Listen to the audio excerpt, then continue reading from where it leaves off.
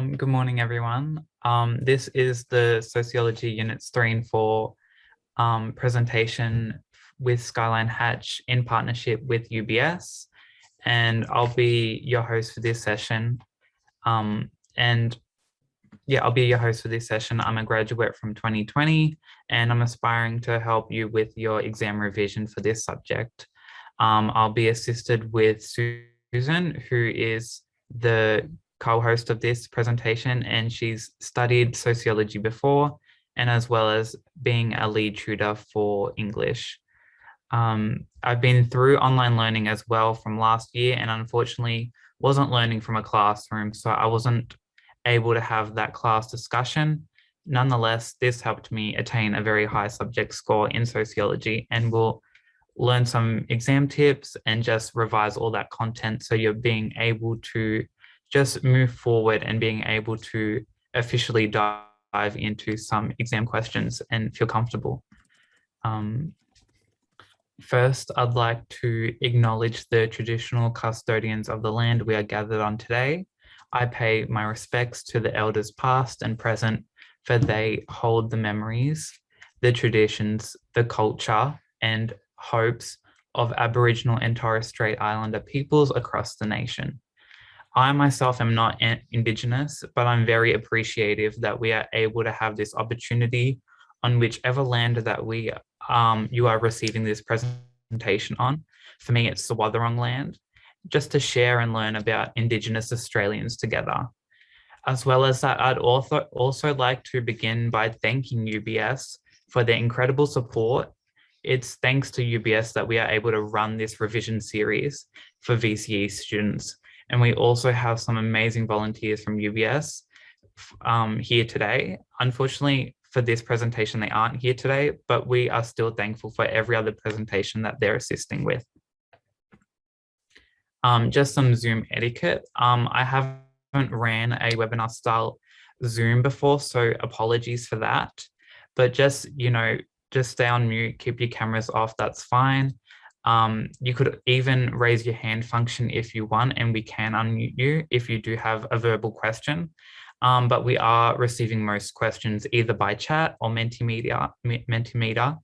The code for that is 77805018. And definitely keep this on either on another device or another tab. And yeah, we'll be using it throughout the presentation just to keep track of all questions and some activities throughout, just to keep it engaging and just so you're able to almost learn from each other as well. So just a little bit about us. At Skyline Hatch, we provide weekly tutoring classes, VC master classes, VC mindset programs such as Stress Hack. Unfortunately, there isn't like Skyline Hatch sessions for sociology except for the revision series, but there's also just your mainstream subjects, English, all the maths, literature, etc. Why Skyline Hatch? Led by recent high achieving graduates, a unique combination of group and one-on-one tutoring. And as well as that, we're a social enterprise, so all the profits that are invested actually go back into Skyline Education Foundation, which is to help underprivileged students who are very academically talented, just like myself. And you can just find out more about Skyline Hatch through that website. As well as that, I'd like to have a shout out to Sally Watts and Beverly Brock for also making this presentation happen. And as well as that, without the support from them, this presentation wouldn't have been in existence. So thank you so much for that. So just about Exam Hack with Leah Davidson. She's a life coach and now offering a 10% off sale just to help with any exam anxiety and relieve the exam stress that you might be having. And yeah, I think it's a really good deal, and all the links for this will be in the chat. So just a little bit about me. I'm Liam Jones. I'm 19 years old. I graduated last year from Northern Bay College and as well as the Skyline Foundation. I'm studying at Deakin University now, and I enjoy riding and walking my dog. I'm also just trying to get into podcasts. So please let me know if you have any podcasts at all. I'm really trying to get into them. And as well as that, yeah, I'm just trying to aim to provide resources and just different perspectives on sociology and like insights to help you with your study and approaching exam questions, especially engage with class discussion that might have lacked last year. And if you're studying biology, I'll also be doing that presentation tomorrow, just as assistance. But yeah, you'll see me there tomorrow as well. And I'll move on to Susan. Hi, everyone. My name's Susan. Some of you might remember me if you were at the English presentation yesterday. Basically, I'm just here to help Liam out, sort of just sit in the background and offer support. I graduated in 2018 from Warrnambool College, and I now study at Melbourne Uni. I'm studying history. But I've also done a few sociology subjects at uni, which is why I'm here. Unfortunately, my school didn't offer VCE sociology, so I wasn't able to study it in high school. However, I have studied it at uni, and I also did some other humanities subjects in VCE. So I received a 45 study score in global politics and a 42 in history revolutions. So I'm very familiar with writing short answer questions, writing 10 marker questions, all of that kind of stuff. So, hopefully I might be able to assist if you have any questions around that. But aside from that, I am the lead English tutor at Skyline Hatch. And in my spare time, I really love my dog, Jack, who you can see on the screen, although he's at home in Warrnambool with my parents and I really miss him. But aside from that, I really love to sing and play guitar and sort of just listen to music in my spare time. So yeah, I'm really excited to be here and excited to hear Liam tell us all about sociology. Thank you so much, Susan. Also, I love how your dog is really small and my dog's really big. Sorry, I just noticed that. But yeah, moving on from that, that's a little bit about us. Just for the agenda today, so what we're going to do for the first, I'd say half, the first third is just exam tips, and then Australian Indigenous culture, and then we're breaking. And then afterwards, we're having the area study 2 of unit 3, so ethnicity and then community, and then the final break.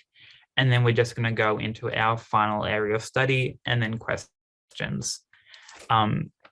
Yeah, so that's really it for us. And just learning outcomes is just to learn how to analyze all the representations for each area of study and just what's expected from you in the exam and just revise all that content.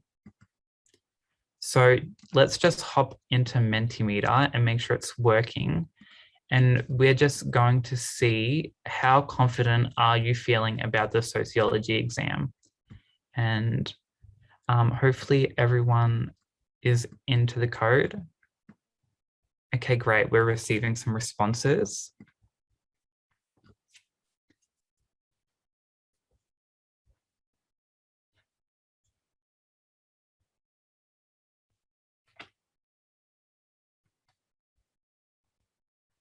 And give it just 30 more seconds.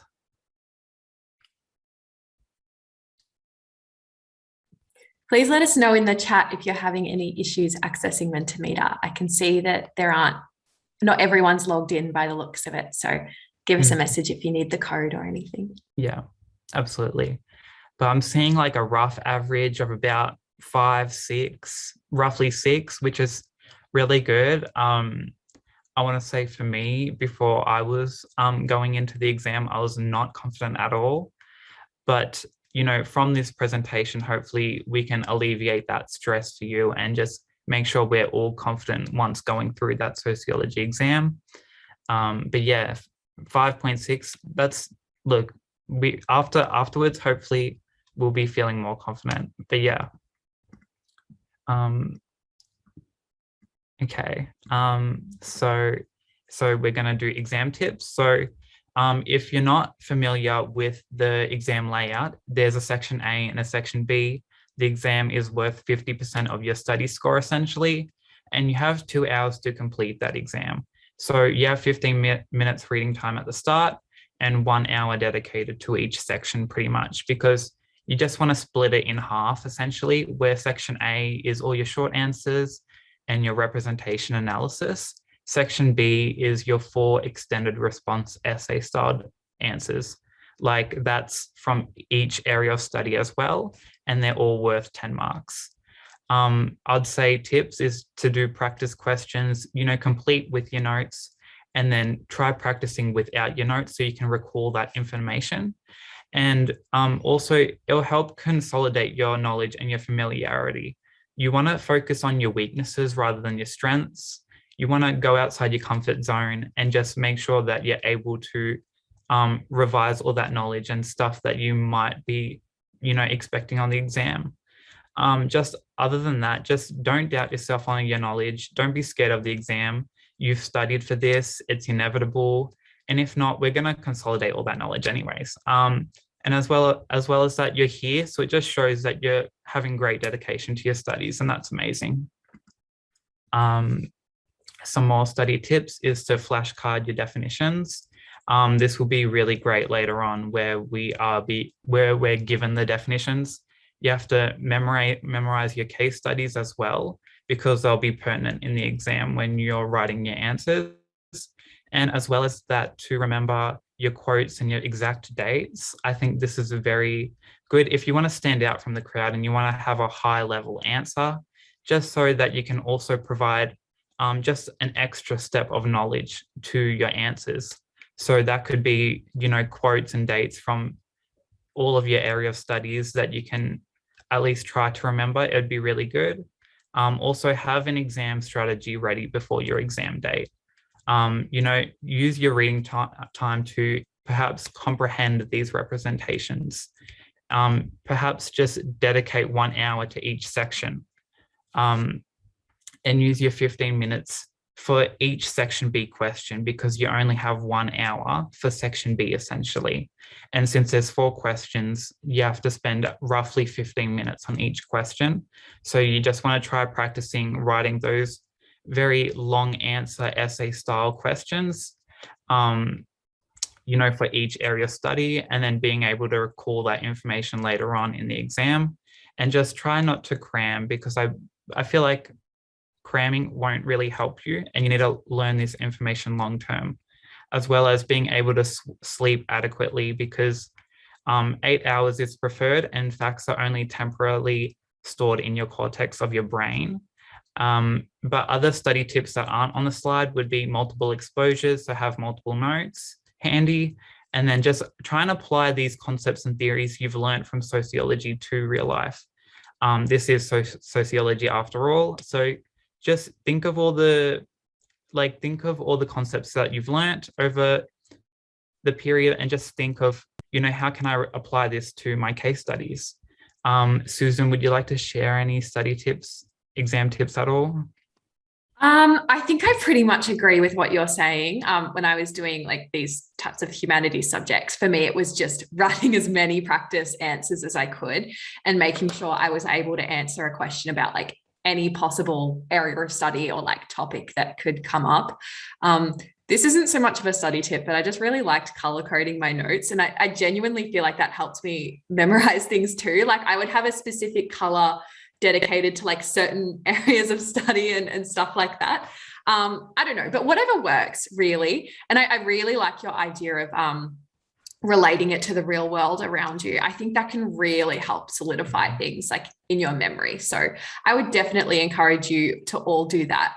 Even if it's something that doesn't make much sense, like if you can associate certain concepts and examples with, I don't know, someone in your life or something around you, I think it makes it so much easier to remember. Yeah, absolutely. Like, even though it might seem nerdy, like it doesn't matter. Like we're all going to graduate, we're all going to do that exam, and it just shows that you're willing to apply that knowledge and actually understand it. There was actually one question in the Mentimeter which just said, how many quotes should I memorize? Okay, that's a really great question. And I want to say you aren't necessarily, you don't necessarily need quotes for your extended response questions or your long answer. It's just that it's definitely preferred, because because there's 1,000 of you studying this subject, you want to stand out from that crowd, and you definitely want to show the examiner you are able to recall that information and understand your case studies. For me, I think it was maybe 3 or 4 for each case study / area of study, if that makes sense. So it just kind of highlights each point that you're trying to make in the 10-mark question. I hope that clears it up. Does that make sense, Susan? Makes sense to me. Okay. Awesome. But yeah, so keywords that you're going to be encountering in the exam. So we have evaluate, which, this is the top of the food chain. Essentially, this is your 10-mark questions that you'll probably, in the exam, you'll probably be seeing this, especially since last year it was cut out. But yeah, it just requires the highest knowledge and critical thinking. It's the overall effects and outcomes, and it assesses the significance of whatever the point is. And as well as that, it's a Section B skill, and you just need to continue to practice writing these essays in short amount of time just to maintain fluency as well. It's just a well-rounded essay, and you just want to put forward your judgment. Just use evidence to include both sides of the argument, so your pros and your cons. And then, yeah, you just have an arching statement in your conclusion as like an end of the analysis. And then you have analyze, compare, outline, explain, examine, provide, state. This is usually Section A. And then define. I think define is definitely one to remind yourselves of, because this is a given for all questions. You have to define in Section A or Section B. It doesn't matter. If you see a question and it has a concept, make sure you have your definition ready to just write that definition out to be able to show your examiner you know that concept. And as well as with reference to a representation, you need to include analysis of that representation, and you also need to link it back to that sociological concept. 4 marks are only possible if you're able to, relate it back to sociology. And, example would be like material culture, ethnic hybridity, Gesellschaft, deprivation theory. Like, I know that sounds like a given, but just make sure that you're able to always link it back to what you've learned. And then now we have an activity, and I hope that we can all annotate. And we're gonna match the terms to the definitions. So hopefully, Susan, is everyone able to annotate? We'll have to give it a go. So can we maybe just get an indication in the chat? Up the top of your screen, are you guys able to click view options and then click annotate to annotate the screen? Just pop a note in the chat. We've got no. Okay. No. Just give me one moment. It might be disabled for attendee participants instead of panelists. Oh my God. We can get some interactivity in the chat if you would prefer. What we can do, Liam, is why don't I annotate and I'll sort of put numbers like 1, 2, and then we can start with sociological imagination, and we can ask them in the chat what number it refers to. Okay, yeah, that sounds like a great idea. Excuse my terrible writing. No, it's okay. There we go. Great.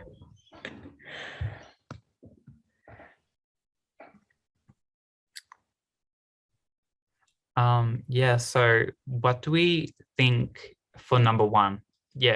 I'll start with the sociological imagination.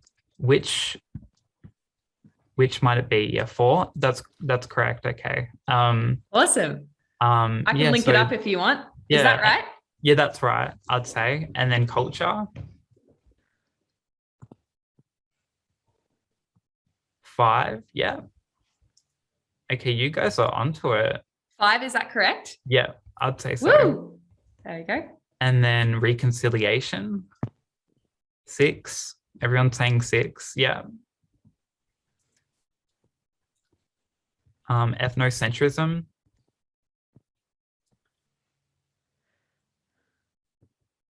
Yeah, 3. Yeah. Okay, it looks like you guys are going to be smashing out that exam. Ethnicity.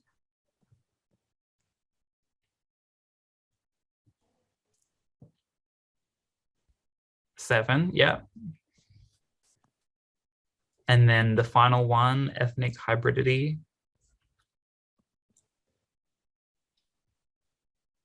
Yeah, 2. Everyone's saying 2. Okay, We great. skipped over cultural relativism as well, Oh, Liam. yes, sorry, I didn't see that. Cultural relativism. Yeah, 1. Okay, yeah. Woo! Okay, amazing. Is that 100%?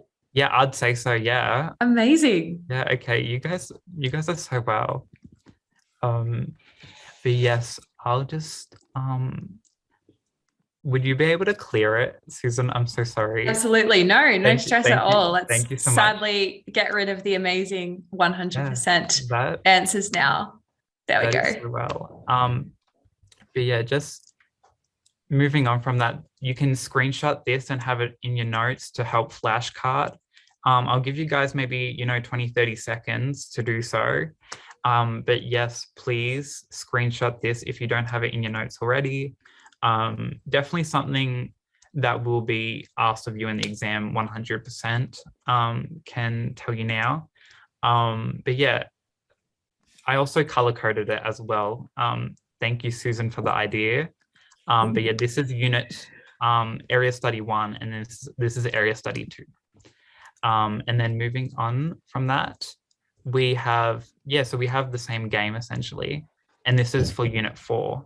So I might do 1, 2, 3, 4, 5, 6, and then 7.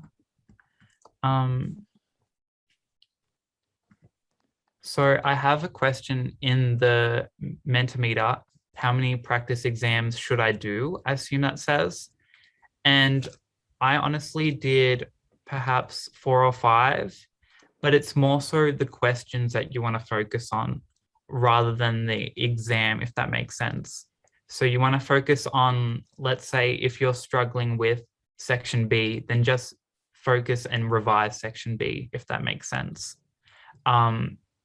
Because I want to say if you're right with section A and you can do like the short answers in a very like within the 1 hour, like 8 of them, then you're absolutely fine. But yeah, just as many that you feel comfortable with and the amount of time that you have. Yeah, just do as many as you can. And I'd say definitely reflect from the practice exams that you do and always try and engage your teacher as well and ask for their feedback, because they're also like a really good insight as well. Even if you might not have the best relationship, it's your final year for most of you, so definitely make the most of it. But yeah, for unit 4, what do we think for number 1? Yeah, sorry, what do we think for community? Yeah, that's right. And then Number 6? Yeah, number 6, yeah. And then what do we think for Gesellschaft? 5, yep. And then what do we think for Gemeinschaft? 3. Yeah, great. Yep, 3. And then social movement? 1. Yep, good job. Great. Deprivation theory? 7. Yep. New social movements theory? 4. Yep. And then Max Weber's theory of power? 2. Yep. Great. I'm sure you guys would be aware of that. But essentially, this here is all of unit 4. Area study 2, and this is all of area study 1. Where I might clear annotations. Susan, yeah, thank you. I've just cleared them for you. There you go. Thank you. But yes, please screenshot this as well. This is all the definitions you need for unit 4. I'll give you a couple seconds to do that. But yeah, I'd say these definitions will also come up, and obviously very good to define them and always very good to flashcard them as well, especially before the exam. Yeah. So our first area of study, and this is probably the most bleak one out of them all, and it's Australian Indigenous culture. So just, yep, that's all you need to know. And so let's start off with defining material and non-material. So material is the physical objects that help identify a culture. So tools, weapons, utensils, etc. And then non-material, the abstract ideas and ways of thinking, so beliefs, etc. And then we have just some examples for Australian Indigenous culture. We have a humpy, which is material, like over here. And it's just, shelter that was traditionally used by Indigenous Australians, and just, temporary dwellings for them to sleep in.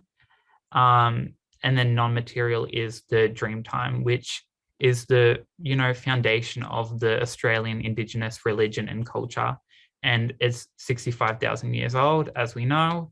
And yeah, it's just about the creator and how it was linked with, human life. And then other concepts to know, we have ethnocentrism and cultural relativism. So ethnocentrism is defined as evaluating and passing judgment on another culture by using the evaluator's own culture as a frame of reference for a correct way of living.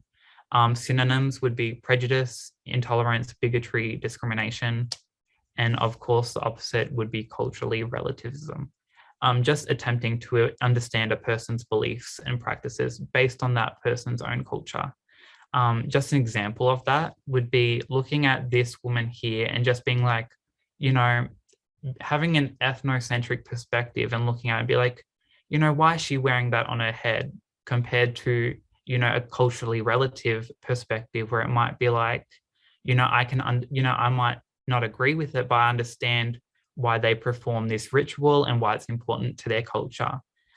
Yeah, I think that's a very straightforward concept to understand. But yeah, I'll move on.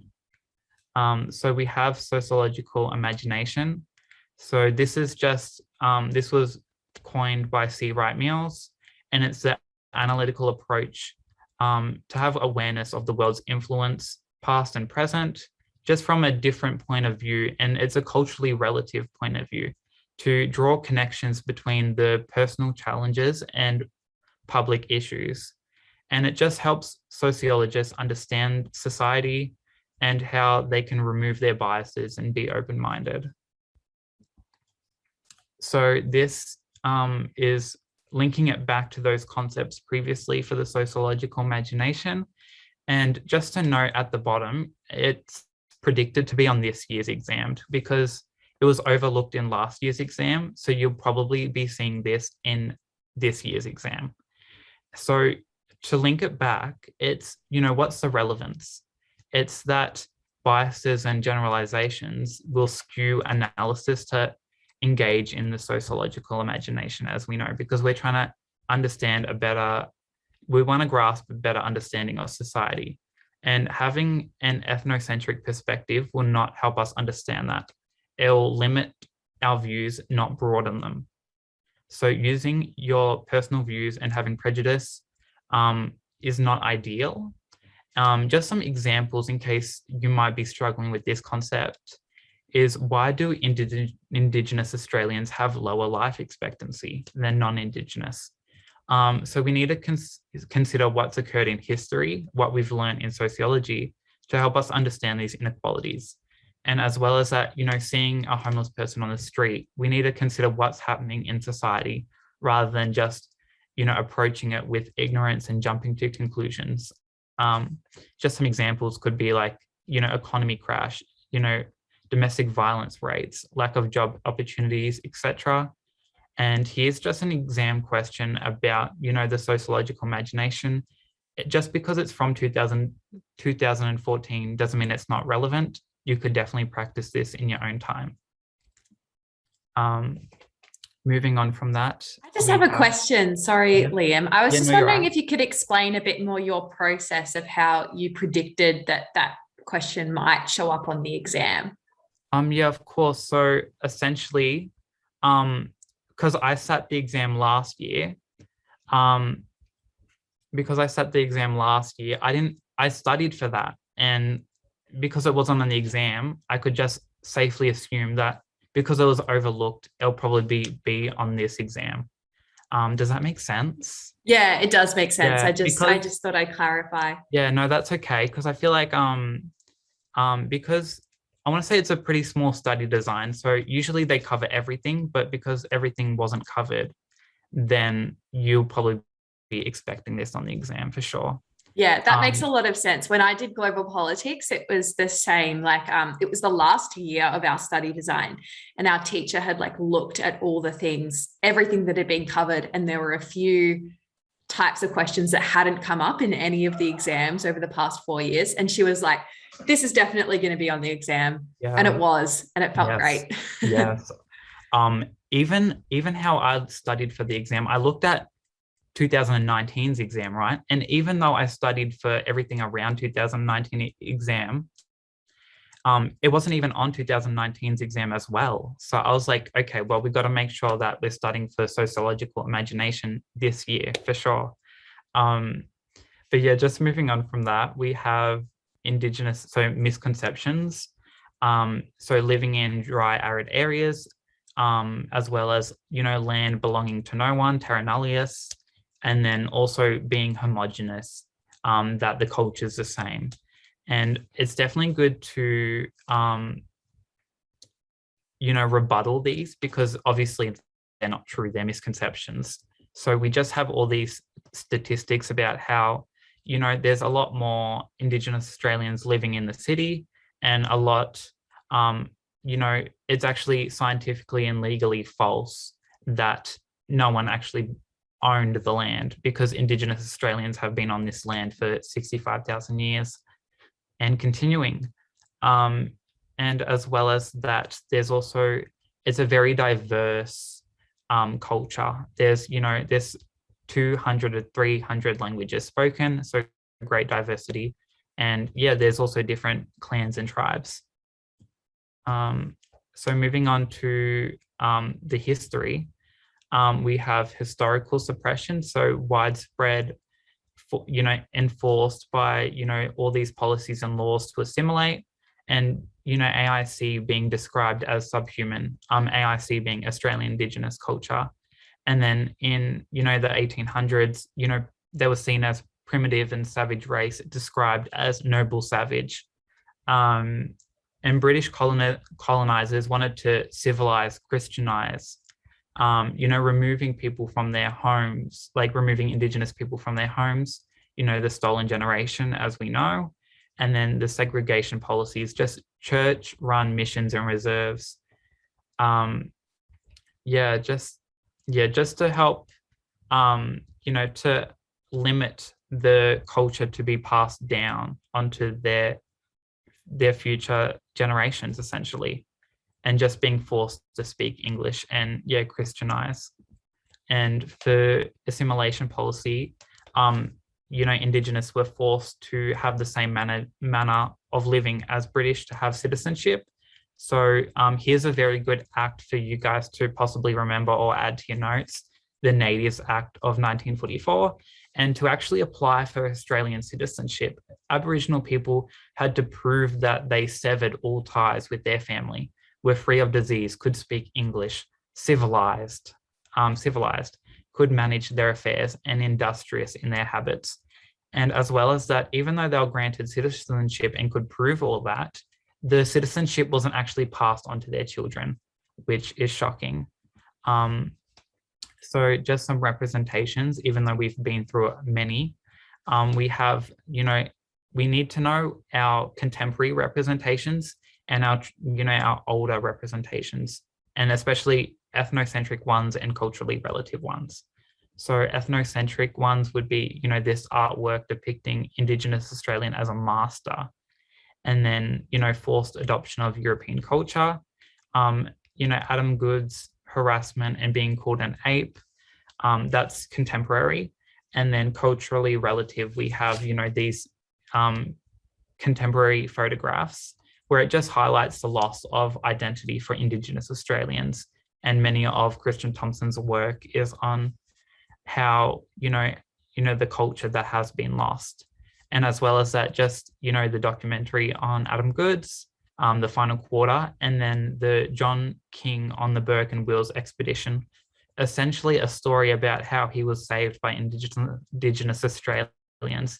And this kind of paved the way about how we do see Indigenous Australians as, not subhuman and actually people with feelings. So moving on to that, we just have the Freedom Rides. So 1965, of course, remember your dates, but just in New South Wales, it was aimed to highlight the poor living and social conditions faced by Indigenous people. Perkins and Indigenous students from University of New South Wales addressed the racism and inequalities experienced by Indigenous people. And then the response was effective because they were actually able to be counted in the census, Indigenous people, and it raised a lot of awareness for the culture and the climate that was surrounding Indigenous Australians at that time. As well as that, we also have the apology. So this is symbolic reconciliation about how, the government trying to right their wrongs of the past wrongdoings. And it was about how Kevin Rudd delivered an apology directed to the stolen generation in Parliament on this date. Definitely good to write down, delivered on national TV. And because of this broadcast, I think, I feel like everyone kind of remembers where they were at that time for some reason. But yeah, it was a kind, compassionate gesture that assisted the healing process of victims of the stolen generation, the loss of culture and kinship. And it promoted awareness of AIC by broadcasting the speech across all televisions. And yeah, it just provided a lot of closure, I'd say, for Indigenous Australians overall, who needed their pain and experiences of injustice to be acknowledged by the Australian government. So we also have the Close the Gap campaign. So just a government action policy that aims to reduce Indigenous, disadvantage and inequalities within 25 years. Made by the Rudd government, and this is practical reconciliation. So this is what they're actually trying to do to help. And this has 6 key areas. And just to remember these 6 key areas, I have this acronym HEHE, just health, education, early childhood, housing, economic participation, employment. And I'd say the Close the Gap campaign has raised understanding on the ways historical events such as colonialism and past government policies have impacted the lives of Indigenous Australians, resulting in poverty, low income, high rates of incarceration, and poor health outcomes as well, I've noticed. But yeah, it just recognizes the past injustices done by the government. And yeah, only 2 of the 7 targets as well were only met in 2020. So very good to note that down as well, about how it's also failing because the lack of Indigenous involvement. So this, I would assume everyone has a case study that they researched, throughout the year. And for this area of study, typically, I'd assume everyone did change the date, but of course there can be, I know there's some others, but just in these notes here, I just have some background about change the date, just a refresher. But yeah, essentially January 26th is actually the day of mourning for Indigenous Australians, but it's yet known to be the celebration of Australia. And essentially, Governor Arthur Phillip raised the Union Jack at the Sydney Cove. And then, of course, subsequently, all these laws and policies were introduced to suppress Indigenous people. The campaign uncovers Australia's dark colonial past, and it increases the understanding of why this date needs to be changed and why Indigenous people are suffering. Just a little statistic here for, kind of measuring the social impact of this is that 33% disagree, indicating Australians don't understand the current date in the beginning of the dispossession and suffering of the Indigenous population. meaning that there's still some work to be done and that not all people kind of understand why this date is harmful. And as well as that, also not too sure if you guys did do change the date, but if you did, these are also some very good quotes to embed as well, and just some perspectives from Indigenous and non-Indigenous people. So Indigenous, we have Brooke Boney, and she is a journalist, and she just says that she just can't separate that date from the fact that her brothers are more likely to go to jail than they are to go to school. So we can already highlight that, there's health inequalities between Indigenous and non-Indigenous. And she just states that changing the date would suit everyone, is more uniting. For non-Indigenous, we also have Jeff Kennett, who says that it's actually putting a white line between us and the First Peoples. So it's kind of actually, this date is separating us as a nation. And we also have Karen Mundine, who's the CEO of Reconciliation. So she's an Indigenous perspective.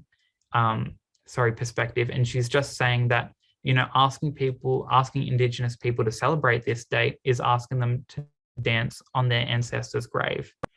So we also have a representation from a non-Indigenous person, Malcolm Turnbull, who suggests that the current date unites Australia and the changing the date would actually divide Australians. So what he's suggesting is it's divisive that changing the date would happen, and that it's not helping anyone changing the date. Just good to also have that contrast in quotes as well. Once again, these are some examples of representations. So we have these couple of caricature cartoons, as well as, Dennis Jensen says noble savages in Indigenous communities don't need funding. And as well as that, while you can't hike Uluru, aka Ayers Rock, here's why it's sacred and how to tour it. So just a rule of thumb, if the representation has, Indigenous, the view is from an Indigenous Australian, we can kind of consider that as culturally relative, compared to not coming from, an Indigenous Australian. We probably assume that it could be ethnocentric. Just a rule of thumb, just a hint, because we know that the cartoonist, well, we don't know, but obviously we'd assume that the cartoonist is not an Indigenous Australian. Dennis Jensen is not Indigenous Australian, but for this one, it's because it's aiding in how to actually recognize Indigenous Australians and, Uluru and why it's sacred, then we can safely assume that it can be culturally relative, because we're kind of putting ourselves in Indigenous Australian shoes to respect them. And just a little activity. We can just use the chat for this, but I want to know what everyone's thinking about this representation. It was published in The Australian in 2016, and it's by Bill Leakes. I'll just read it to you if anyone left their glasses out. But it says, you'll have to sit down and talk to your son about personal responsibility, says the police officer. And then the father is, yeah, righto, what's his name then? So what do we think about this caricature? What's being reinforced here? We can either use either the chat or Mentimeter. What are we thinking, everyone? Even Susan, what do you think? Well, there's one response that's just come through in the chat that says stereotypes. Yeah. Oh, and we've had a nice long response come in from Rosaline. It is an ethnocentric approach of the lack of family relationships within Indigenous communities, implying that Indigenous people are negligent towards their children and children themselves, requiring the help of state instead of their local communities. Yes, that's bang on, absolutely. And just a hint as well, Okay. Yeah, no, these are very great responses, everyone. Also, yeah, very great. Chelsea, Belinda, um, Nor, Kathleen, that's also very good, and Rosaline. Um, but yes, I want to say, but yeah, just a little hint is that if you're struggling with this, it's depicting Aboriginal people as not knowing their children and not having any role in raising their children.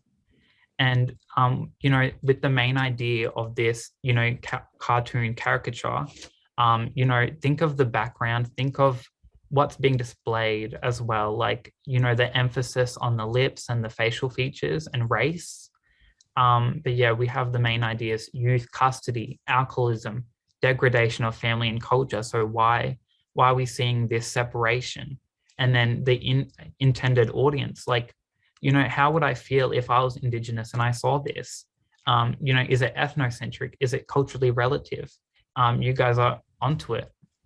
Misconceptions reinforced. Living in arid areas. This is like what is this? Like, I don't know what that is. Like, but yeah, how does this affect audience?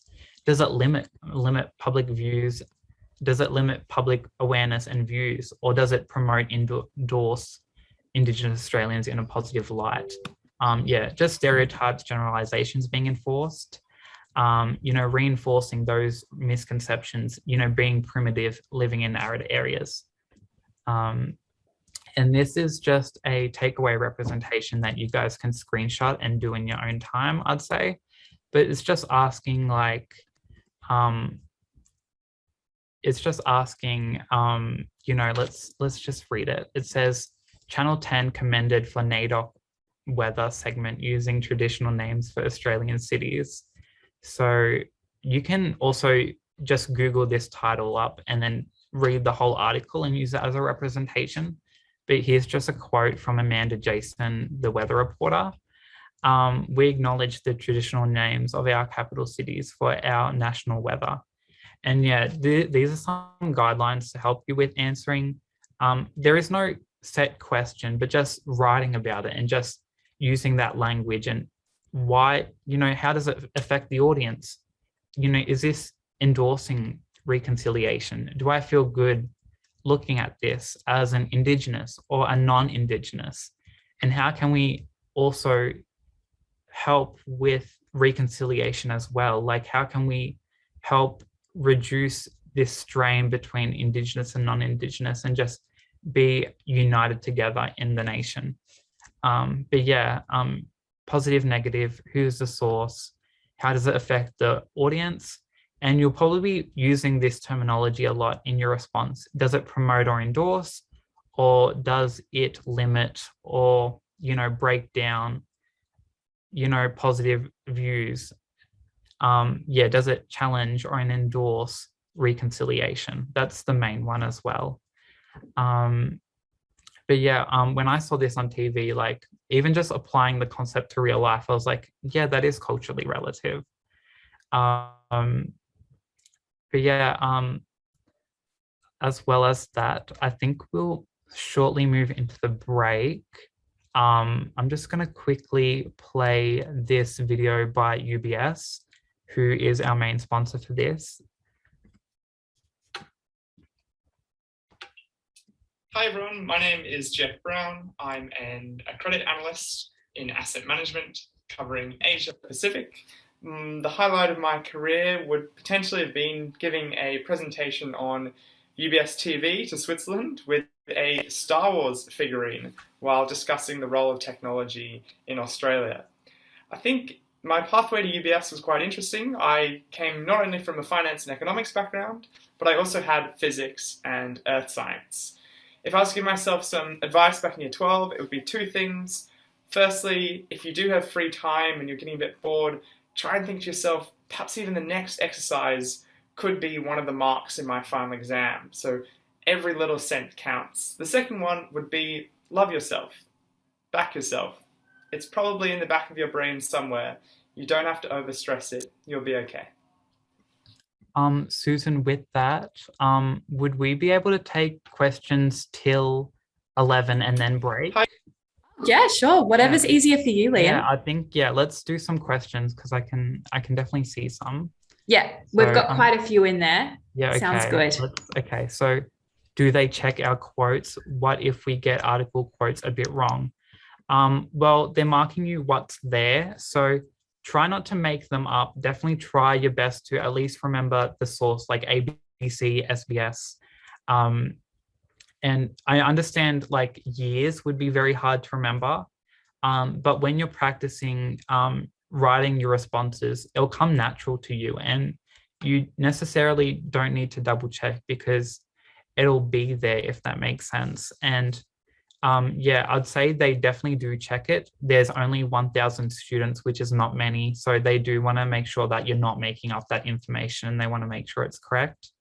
I attended a sociology presentation that's ran by like the VSE, like the sociology education, and they do check it, unfortunately. How do we link the sociological imagination to culture? Okay, very great question. So I'd say, yeah, there's always one student who tries to make up their own quotes. Don't be that student, but you can actually, you can include quotes from your participants when we move on from that, like our ethnicity case study and our community case study. But to link culture to sociological imagination, just essentially that when we're engaging in the sociological imagination, we want to make sure that we're being culturally relative. So when we look at a culture through engaging in the sociological imagination, we want to make sure that we're not being biased and using our own personal views and own like stereotypes and mindset when we're looking at a culture and evaluating it, because we're not going to learn anything. We're just going to be ethnocentric. I hope that made sense.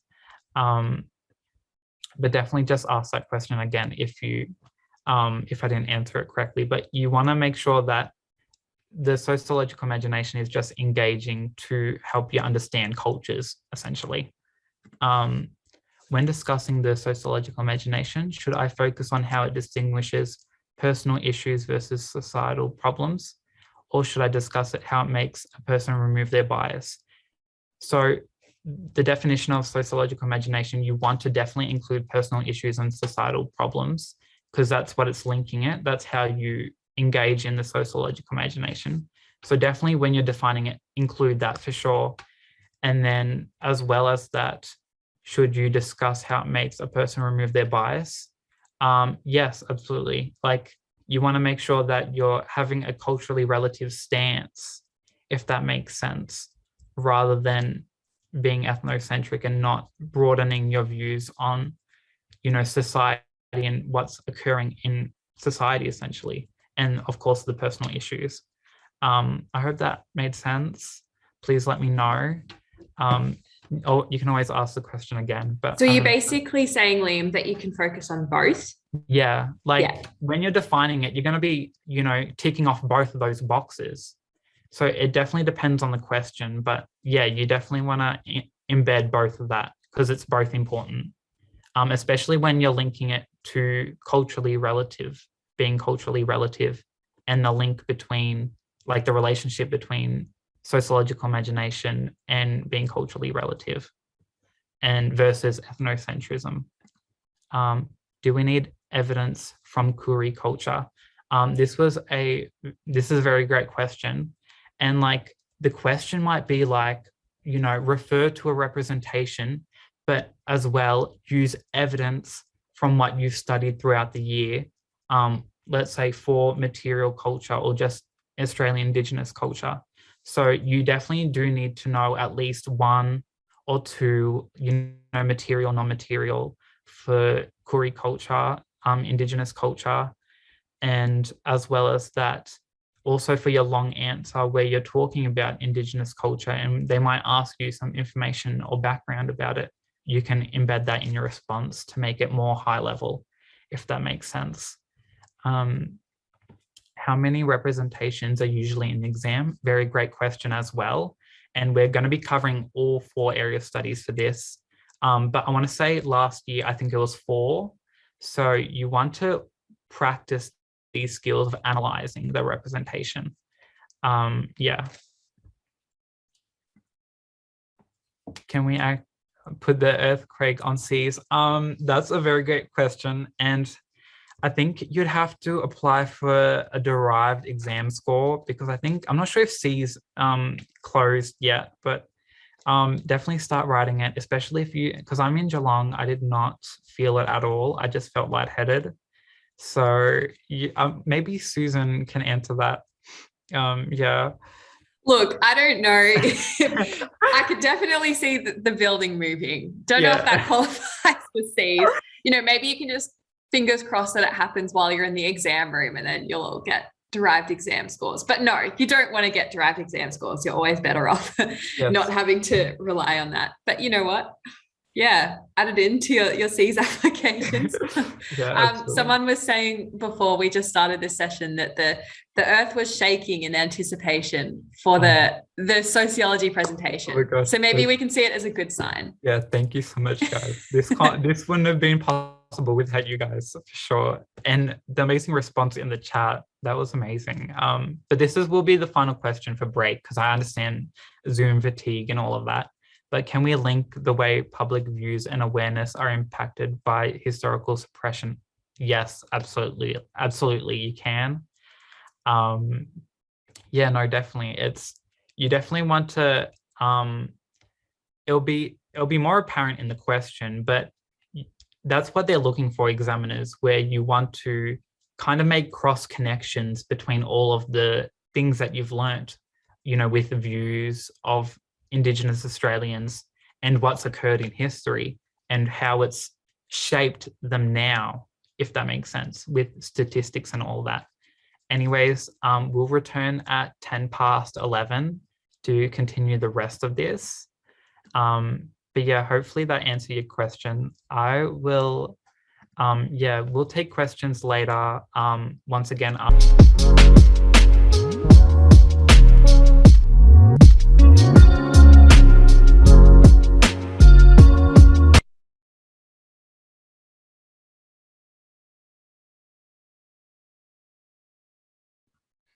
okay, we are back. With that, before I move on, I'm just going to address one of the questions in the chat by Kathleen, and it was asking, can you use individuals, their careers, as an example of culturally relative representation? So with that, when you're referring to someone and they do have credentials, definitely include that as well, because it'll definitely separate you from everyone else if you're able to, write like Governor Hu and journalist Brooke Boney, for example. Yeah, I might just, let's just move on and just play this video. I've always thought about someone talking to themselves as being like a sign that they're kind of crazy. But the truth is that we all talk to ourselves like constantly. Like we have an inner chatterbox, a little voice. It lives in this part of your brain that's constantly going. Like it's constantly giving us advice and editing what we are thinking and what we should do and what everyone else is doing. Like that's always happening in our heads.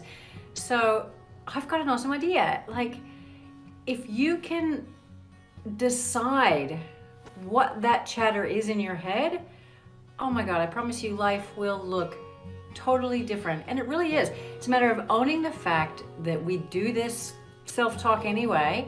Go, yeah, lean into that, I do that, and to tailor it in a way that actually really supports you instead of holds you back. Because the thing is that we are hardwired to be in constant self-protection mode. So that little voice in our head is constantly trying to keep us from failing, constantly telling us, don't do that, you'll look stupid, don't try that, you've never done it before, you should have all your ducks in a row before you even attempt that, which pretty much, like, this is probably the single biggest reason why people don't achieve their goals. it's probably the biggest reason why people don't even set the goals that would have them feel the happiest, because the fear of failing is so huge, and that little voice in our head is going, you're not quite ready. So here's the thing to try and practice, because it is a matter of practice. You know, it's a matter of starting here and practicing it and building your muscle around this. Here's the thing to try. When you find yourself thinking to yourself, man, I'm not ready, I need to do this before I could ever possibly do that, I should be more prepared, blah, blah, blah. All the stuff we say to ourselves that keeps us from actually doing the first step of what we want to do. Instead of saying that, just try it, practice, go, look, I don't have everything sorted out. I feel excited in some ways to try it. I'm going to try it. I could fail. I could look silly doing it, but it's one step towards me following my dream. And that bigger picture makes anything worth it. It's hard, like it's totally hard. It'll trigger lots of stuff in you. But the thing is that it will be the thing that has you grow and progress. And without growth and progress, like we actually feel like it's probably, you know, it's one of those things that makes us feel the least alive when we're just stuck and we're not making any traction in the stuff that's important to us. I really hope this helps. I would love to hear any questions, thoughts, comments. See ya.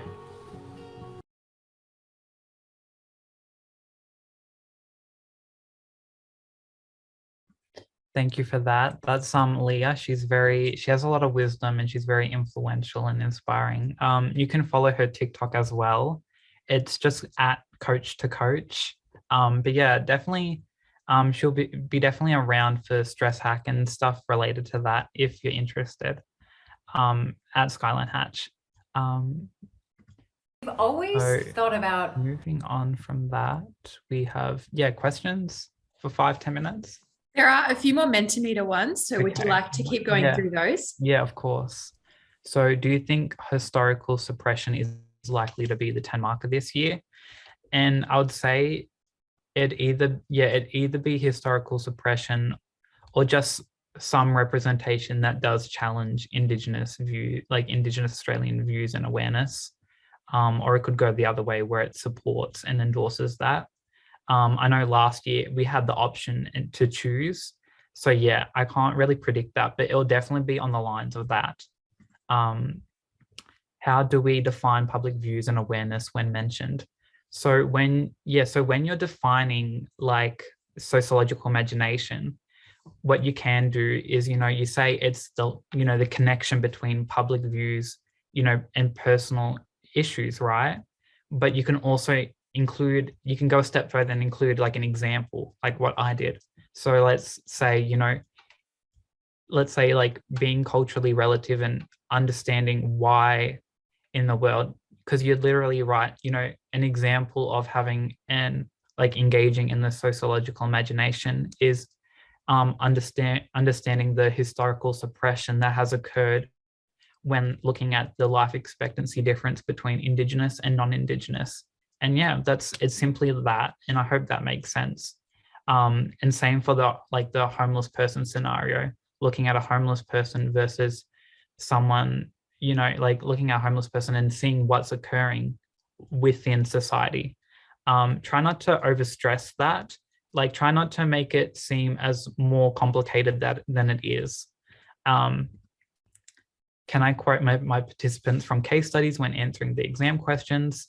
Very great question. And I think I might have referred to this before, but absolutely. VCAR can't, they can't test you on this. They can't call your teacher and being like, did their participant really say that? Like, no, you can make it up. You can go crazy with it. You can, I shoot for the stars. Definitely, like an example, like just something for like ethnic hybridity. Just say, I'm caught between two cultures. Like just say that. And then, this is an example of ethnic hybridity, blah, blah, blah. How many Indigenous and non-Indigenous example responses do we need for the AIC case study? And I want to say you should definitely have one of each, like for sure. And like, it depends on how in depth you want to go, but maybe like you could have like two, like one, like one of each for in-depth, and then maybe like a surface level one where you kind of can understand it and talk about it and reference to. Yeah, I hope that makes sense. And then, yeah, we'll do one or two more questions. Can we use individuals, their careers, like Lydia Thorpe? Yes, you can. Yeah, you can. And I answered this in the chat, I'm pretty sure. I hope that answers your question, but definitely include like credentials as well, like who Lydia Thorpe is, if she's like Prime Minister Lydia Thorpe or whatever. Definitely really great for your response. When we mention a concept in the exam, do we always have to give a definition? Yes, you do. I can't stress that enough, but you absolutely need to define. Have your definitions ready. I can't stress it enough, but there are points for defining. Okay, I hope that makes sense. We'll do this as the last question. Do you guys have any tips for remembering all the knowledge? I know that's a literally broad question, but wondering what you guys did to make revision and exam easier. Another tip would be for me is having like a large sheet of like butcher's paper for each area of study, and then just mind mapping it all. So you have it all the information there. Susan, go for it. This is your question.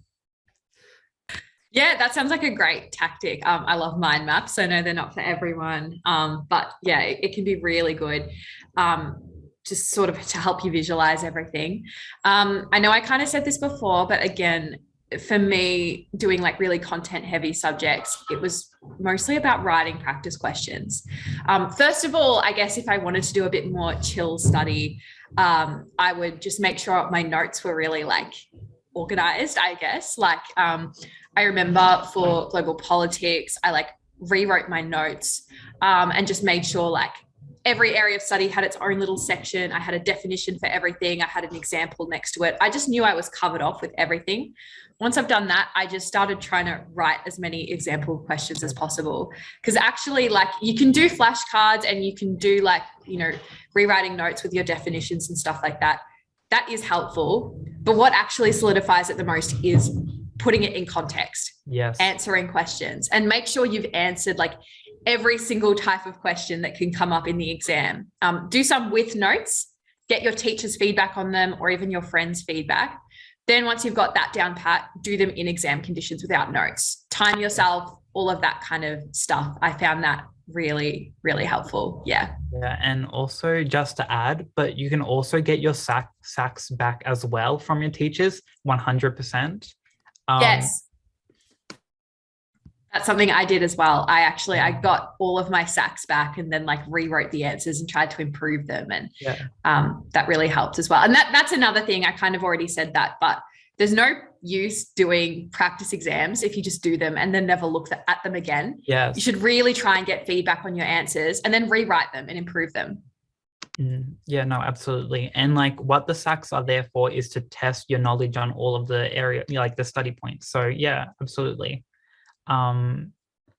So that brings us to our second area of study, which is ethnicity. So this is all you need to know about ethnicity. Yeah, I think that's only 8 dot points, but yeah, and then the case study. So we have, you know, race versus ethnicity. Race is, to define it, the biological characteristics, so skin color, eye shape, hair color, etc. Anything you can see, essentially. And it just promotes the stereotypes and ethnocentric perspective to the study of cultural groups. And as well as that, race, the concept of it promotes a racial hierarchy where, you know, the term race is used to create barriers and harm where a race can be viewed as superior than another. Think White Australia policy, where they weren't letting in, you know, other people of colors, except for white people, because they wanted to keep it Snow White Australia. Yeah, so racial distinctions, you know, maintain these power imbalances and inequalities, versus ethnicity, where, you know, sociologists use this term because it's more about the identity of the individual and experiences rather than the biological characteristics that don't fully underpin one's identity. Like looking at me or looking at someone else, you might just be like, oh, they're just, you know, they're just white, but they could be Irish Australian, like you just don't know. So yeah, it's about distinct differences between individuals. So this brings us to the concept of ethnic hybridity. So ethnic hybridity is a process where individuals develop connections across cultural groups. People identify with and choose elements more than one culture that then forms a blended ethnic identity. So we have Sudanese Australians, Greek Australians, Croatian Australians, just some examples. And as well as that, it shows that ethnicity is temporary and evolving, because these are identities we're talking about. And this is an extreme example, but intermarriage, where let's say they've moved to Australia and they now feel Australian, but they still keep their national identity as well as that. And because as well as intermarriage as well, because then their children will also, they'll be feeling Australian, and then they'll be feeling these two different national identities as well, making them ethnic hybrids. So moving on from that, we have some statistics to remember. And this is the study dot point about Australian diversity. So this is all quoted from Australian Bureau Statistics 2016. And it's just about Australia and how we're going. It's also predicted on the exam that's coming up. So we have Australia being the 9th largest population of international migrants in the world, and it's 67% of the population was born in Australia. So we have 28% are first-gen migrants born overseas but came over here. 20% has one parent born overseas, that's me. 300 languages spoken, and then also has, things to help these migrants who have moved to Australia. So we have the multicultural policy, which we'll learn about soon, the migrant humanitarian programs, free English classes, AMEP, just to help migrants integrate into Australia and feel a sense of belonging. Now, we have to also, with that, we have to compare it to another developed country in the study design. So what I've embedded here is Japan, for an example. But as well as that, we have, Canada, New Zealand, Switzerland, where population is greater than 40% migrants. So very diverse countries compared to Korea, Japan, Hungary, Slovak Republic, and Poland, which is less than 5% migrants, meaning that there's a lack of diversity, and means that there isn't many immigration and humanitarian programs, and as well as that, they don't want to interrupt their monoculture and culture homogeny, and they actually honor monoculture.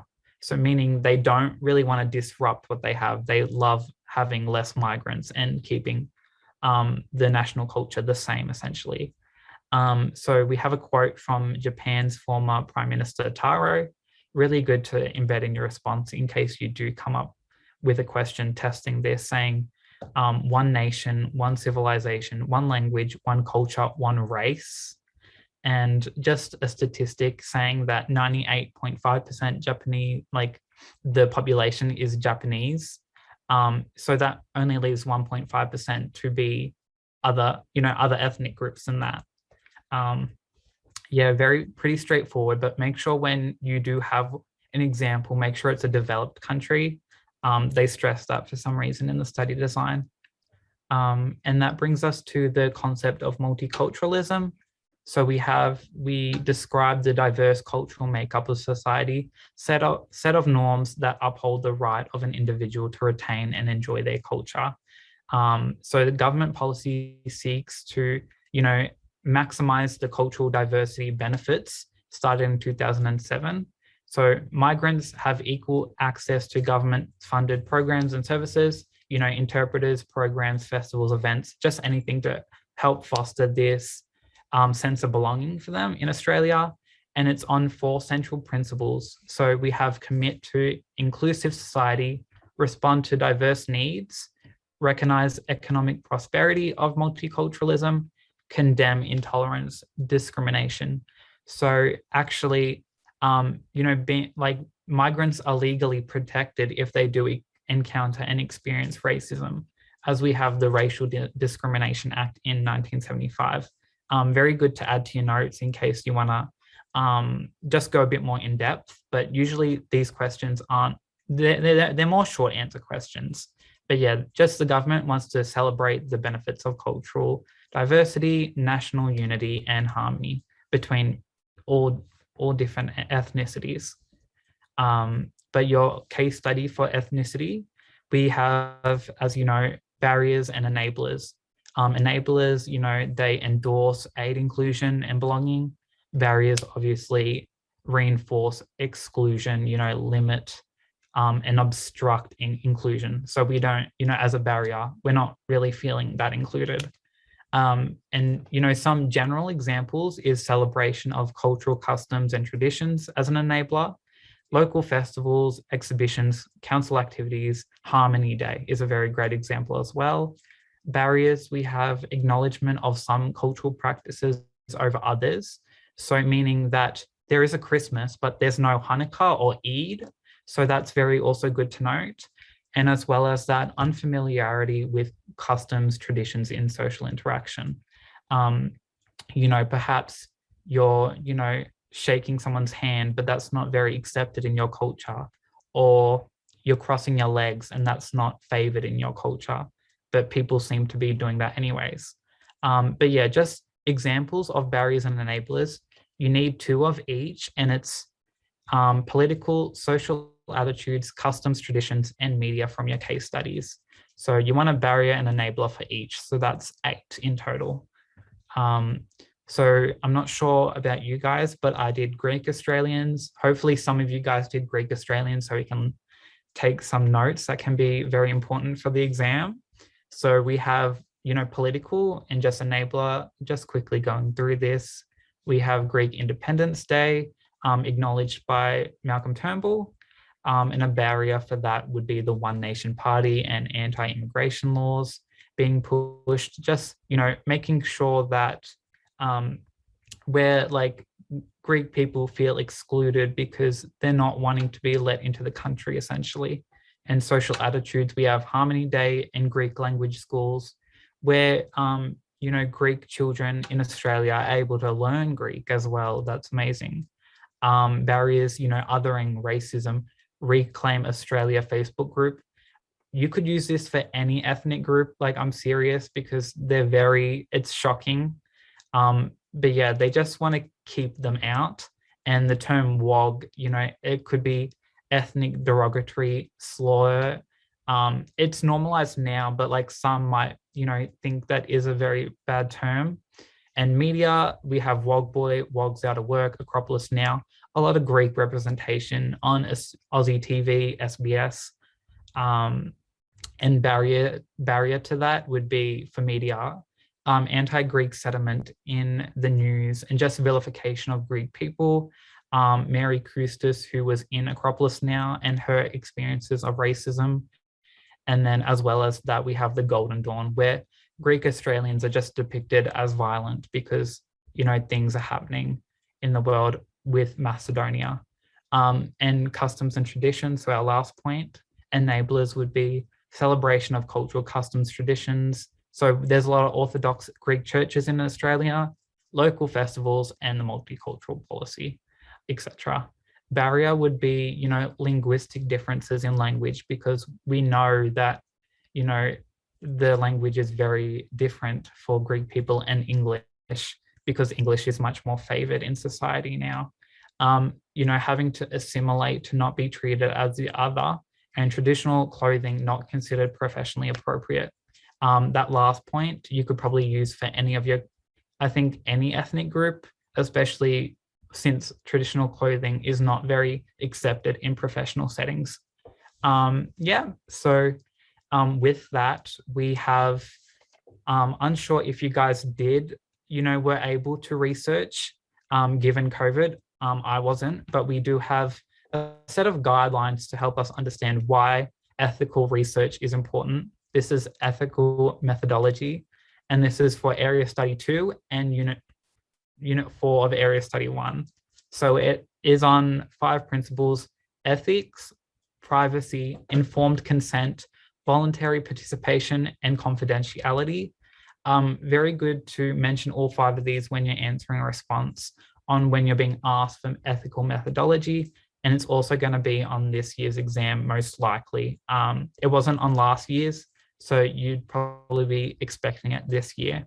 And with that, we also have, a couple questions from VCAR. So this is definitely what you want to learn from as well, about what is ethical methodology and how to answer these questions and approach them. And yeah, just what is the key skill to know is just what is the purpose of it? Like, why do we need it? Why is it important? And you can obviously, in your response, explain how you used it when interviewing or just collecting this data, etc. And you can just say, like, when you're writing your response, when interviewing my participant, I did blah, blah, blah. I kept confidentiality by doing this, etc. And then representations for ethnicity, we have, raising Aussies of South Sudanese heritage, and just all these other representations of other ethnic groups. So we're just looking at similarly, like what's the issue, the intended audience, who's being addressed, the effect of the audience, and we're also linking it back and making connections from area study 1, which is it ethnocentric or culturally relative, and explain how you've come to that. So for this example, like, we'd say that it would be culturally relative because we're referring to these South Sudanese people as Aussies. Just an example, and just, being respectful of other cultures. And for this, just this ethnicity representation, you could definitely look at in your own time, but just with that, how is ethnic hybridity being presented? So it's like, I just wanted to eat, I just wanted a ham and cheese sandwich, and, being conflicted and caught between 2 worlds. And I think these are definitely some very good quotes to add, even just, yeah, I would say so. And just how cultural identity has been shifted. Yeah, Susan, is there any questions? We have 3 questions currently in the Mentimeter. The top one with 3 likes is, how do you know what to put in a 10-mark question? Okay, that's a very good question. So how I would approach it is, you want to have your introduction. So that would be your background and what the question's asking and how it relates to whatever concept it is for the area of study. And then there'd be, I would say, either 4 or 5 paragraphs, but then you'd have your first paragraph, your second paragraph after your introduction, being of 2 points, where it's a pro and a con, essentially, or an advantage or a disadvantage, where you're weighing up between the two. And as well as that, it's the same for the second, the second body paragraph after the introduction, and then even third if you have time, and then conclusion, where you're making a statement overall, evaluating all of that. Would you agree? Yes, obviously I haven't done sociology, but that sounds like a great approach to me. I definitely approached 10 markers like mini essays as well. I will note as well, I'm sure you guys all know, but if you just Google the VCAA website and go on to past exams and exam reports, you can download all the, examination reports from the past sort of 10, 20 years, which is essentially a report compiled by the examiners of each exam, and they write about what students did well and didn't do well. And I'm just looking at the 2021 now, and what they do is they tell you the average score that students received on each exam, on each question in the exam. So you can see which ones students typically struggle with the most. So on section A, question 1, the average was 3 out of 4 across all students. Question 2, the average was 3.7 out of 6. So you might look at question 2 on last year's exam and be like, what's this topic? This seems to be a question type that students struggle with. If I can nail this question type, I might sort of rise above all the other students. The great thing about the examination report is that it actually also includes little excerpts from high scoring responses. So they've actually got quotes from students' answers in the exam who did really well. And that's including from the 10-mark questions. And they sort of give you dot points of what students were required to do. So I definitely recommend reading that if you haven't already. Yeah, absolutely. Like, I think it's very like pertinent for you as well, because even if, because I've read it as well, and it's also, you can't switch up which ethnic group you use. You have to commit to one, and you can't, interchange or use more than one in the whole exam, if that makes sense. I might look at the other questions just quickly. What if a case study for an extended response is not the one you studied and you don't know much about it? So with this question, you embed your own case study into the extended response question, if that makes any sense. So it's not like they won't ask you about one specific case study or ask you a general question, and then you apply your case study to that question, if that makes sense. Trying to think on the top of my head, but like, yeah, like they're not going to ask you about, like, for social movements, they're not going to ask you about Black Lives Matter if you did Me Too. Like, yeah, so don't worry about that if you haven't studied all the case studies. You only need one of each area of study. And is writing answers informal important? And does vocabulary make an impact? I would say yes, because there is 1,000 of you. And I want to say fluency and syntax is definitely important to upkeep during writing answers. I know it's hard, but it's something that you need to learn to get used to over time, and just making sure it's all correct and you're not using I or me, my, but you want to have that more formal language. Susan, would you like to add anything? Yeah, absolutely. I totally agree. I think it's just the basic kind of formal language that is required across all VCE exams. So like no contractions. Don't write don't, write do not. Don't, none of that kind of informal language. That doesn't mean it has to be like crazy fancy. If you look at the example responses that they've quoted in the examination report, they're not using like crazy out there fancy vocabulary. It's pretty straightforward, but it is formal. And the most important thing, I think, is clarity. Like your ideas just have to come through and be super clear and make sense. That's why it's important to sort of follow syntax and grammar, just so the examiner can really clearly understand the amazing things that you're saying. Yeah. Yeah. I was also going to add as well to that. You also want to like be concise as well. You don't want to beat around the bush, because you don't have that much time. 15 minutes for like 1 10-mark question. Just say what you want to say and then provide that evidence. I guess that's all for the questions for now.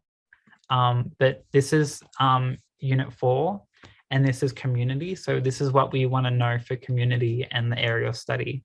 So that's only 5 dot points. So yeah, we've got this, don't worry. And of course, your case study from community. So we have, well, what is community? This is a Mentimeter. I'll get it up. But yeah, this is a Mentimeter activity. So, wait. Yeah, no, we're going to ask, so list some words related to community, like what comes to mind. Think of words that you could probably either embed in a definition or just like overall relate to, synonyms, anything.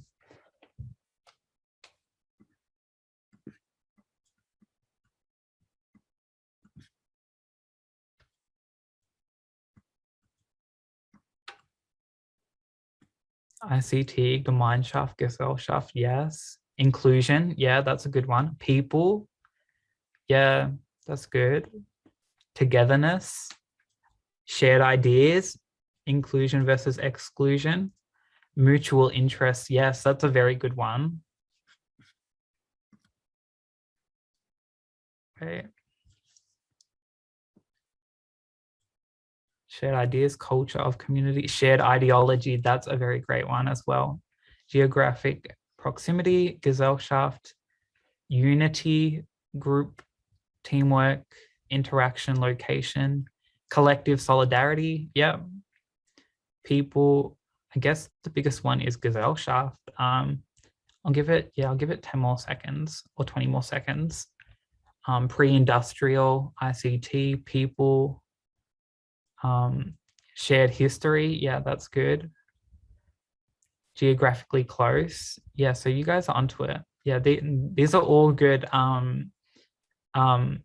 words to include in your response, just about community as well. Tonnies, yes, that's very good. But yes, I will just quickly move back to the presentation.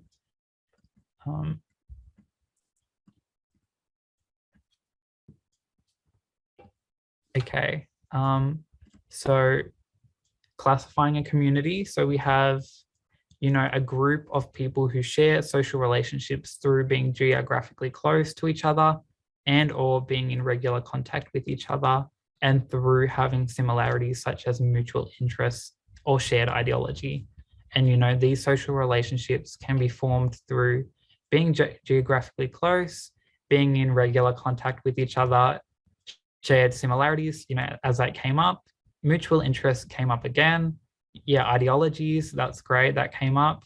Think retirees, vegans, shared culture, ethnic, religious groups, Lebanese Australians, that's a community, and connection to an institution, so school communities, church communities, and shared government, Hume Council, City of Greater Geelong, if you're in Geelong. And yeah, so just about Ferdinand Tonnies, he studied communities and their purpose in broader society during the Industrial Revolution, which shifted society into inner cities for work. So there was a loss of close-knit life of the village based on ties centered around family, etc., just replaced by urban life. So we're going from a Gemeinschaft to a Gesellschaft, essentially. And yeah, so there's just a lack of depth and warmth to these social ties. And just to quickly define Gemeinschaft, we have a small, traditional, often rural society consisting of close, familiar social relationships built on intimacy, support, collective solidarity, as we've seen in the Menti. So for remembering this, if you're struggling with the differentiation, think mine for my community.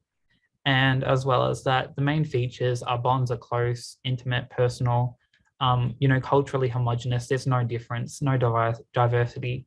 And there's also a unity of purpose and values, result of collective strength and, strong social ties. It's very traditional and people know each other, everyone knows each other, and they share interests orientated to the collective community. But over time, because populations began to expand and communities are urbanized, industrialized, etc., Gesellschaft is now being theorized, which is essentially moving on from Gemeinschaft. And to remember this, I think of sell, like sales. We don't know our cashiers. We don't really care about our cashiers. We're just trying to buy things. So defined as large, modern, urban societies, distant, impersonal interactions, based on self-interest, personal gain, individualism. So with that, the main features are, sense of belonging can be cultivated on one's own interests and needs. And because of, we're not being constrained by a geographic location, relationships are superficial and fleeting. Like if I'm not friends with you, I'm just going to make friends with another person. So we have these weak social ties and bonds because people have freedom where they want to belong. So as well as that, there's a lot of disunity because people, some people are more self-interested like in themselves than others. And, some people might have those more Gemeinschaft values in a Gesellschaft society. And as well as that, we have an absence of common values or shared identities. So we're going to go back onto the Menti, and this is just advantages and disadvantages of Gemeinschaft versus Gesellschaft. So why might one be more appealing than the other? Like, what do we think? Like, would we rather live in a Gemeinschaft community or a Gesellschaft society? Are relationships more transactional? Do we feel good about knowing everyone? Like, is a sense of identity, is that more beneficial to someone's well-being? Would you like to see yourself more aligned in living a Gemeinschaft or Gesellschaft lifestyle? I might just, yeah, I'll put this on the screen now. Susan, you should feed me your thoughts. And would you rather live in a Gemeinschaft or a Gesellschaft? Yeah, I mean, honestly, this is the first time I've heard about these concepts, so it is really exciting. I feel like surely Gemeinschaft is meant to be the right answer, you know, together, like, no. you know, not feeling like alienated and excluded. I don't know. I would say maybe like 2 years ago, I would have said Gesellschaft because I was so ready to move to Melbourne and go to uni and get out of my small town. And now I'm like, oh, actually, you know, it's kind of nice. Like a little bit. Yeah, I don't know. It's okay. We've got some excellent answers coming up on the screen. Yes, very great answers. So it can be applied to the changes to communities over time. You know, overlap into components, not completely applicable. Gemeinschaft seems to be favored by Tönnies. As he says, Gesellschaft has little sense of community, implying loss of it. Yes, that's correct. And that's also true because Tönnies much preferred that. He preferred Gemeinschaft at the time because when he was obviously writing that book, he obviously favored it and was very biased towards Gesellschaft. He wrote it as like menacing, but other responses. So Gemeinschaft excludes people who do not fit in the community. True, that is very true. Gesellschaft would be alienating. Yes, Gesellschaft, as you're anonymous, that's what I love about Gesellschaft, and that's why I'm picking it. Gesellschaft, more accepting of diversity and difference in views. Yeah, more tolerant and allows for individualism and choice. Yes, that's a very great answer.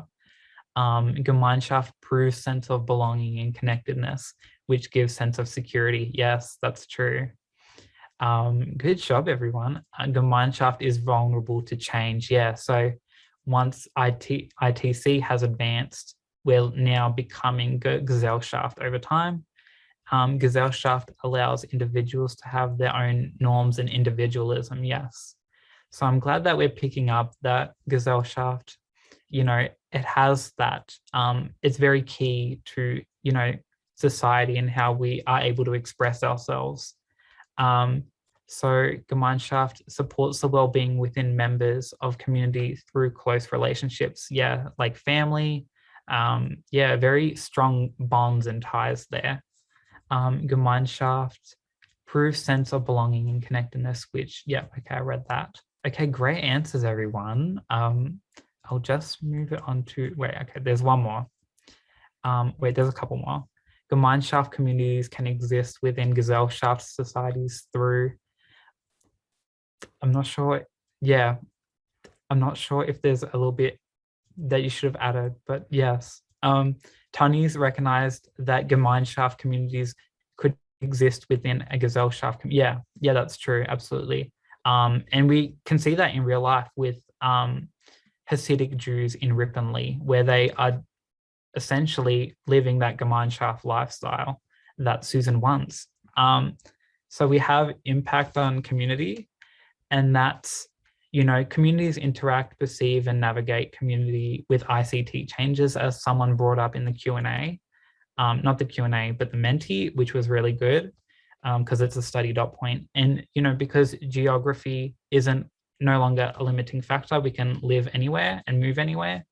The impact of ICT, because it's all online, you know, has changed how we define community, because we're not bound by geographical characteristics, you know, proximity, location, and then we can have these shared views and like ideas, like, you know, and find these communities online. So we have inclusion and exclusion, just some that we can, you know, help evaluate if it's good or not, but we have inclusion, so we can connect with anyone across the world. And how you're receiving this presentation now.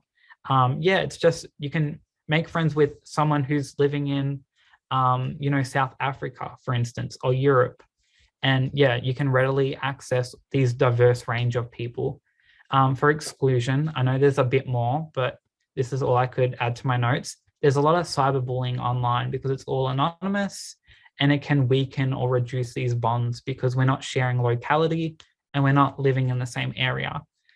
People who aren't actually digitally literate or a part of the digital divide are unintentionally excluded from these online virtual communities, meaning that, like, let's say my mum, who isn't able to turn on a computer, well, she instantly cannot be a part of any online community, which is kind of sad. But anywho, online interactions can lead to isolation, so no face-to-face, as we know, decreased sense of security due to cybercrime and online scams.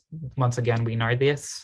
ICT has provided platforms for hate groups like Reclaim Australia, but there's also pro-Anna communities and neo-Nazi communities also forming, which is terrifying. But yes, so just some factors to influence inclusion and exclusion. We have PEGs, so just political, economic, geographical features and social change, and just what the difference was before and after, if that makes sense, on the community, like how it's changed. I won't spend too much on this slide. It's not too important, but just note that there are these 4 factors that we must consider. Like an example, how the Jewish people let, a film squad film them, and how there was a sense of exclusion because of the experience of community. People felt excluded, how the leader allowed, people to film inside of such a sacred, secret, Gemeinschaft community, as well as that, the social change where people in this netball group are like, some of them are being racist. And, with this social change that's happening, the Indigenous, members all left. So we need to think of the experience of community and how all of these individuals are feeling.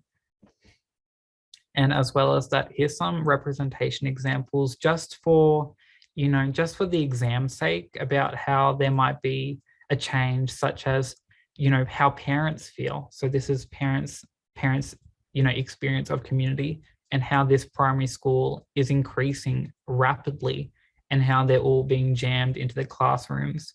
But perhaps on the students' ends, their experience of community, they might be like, oh my God, I love this.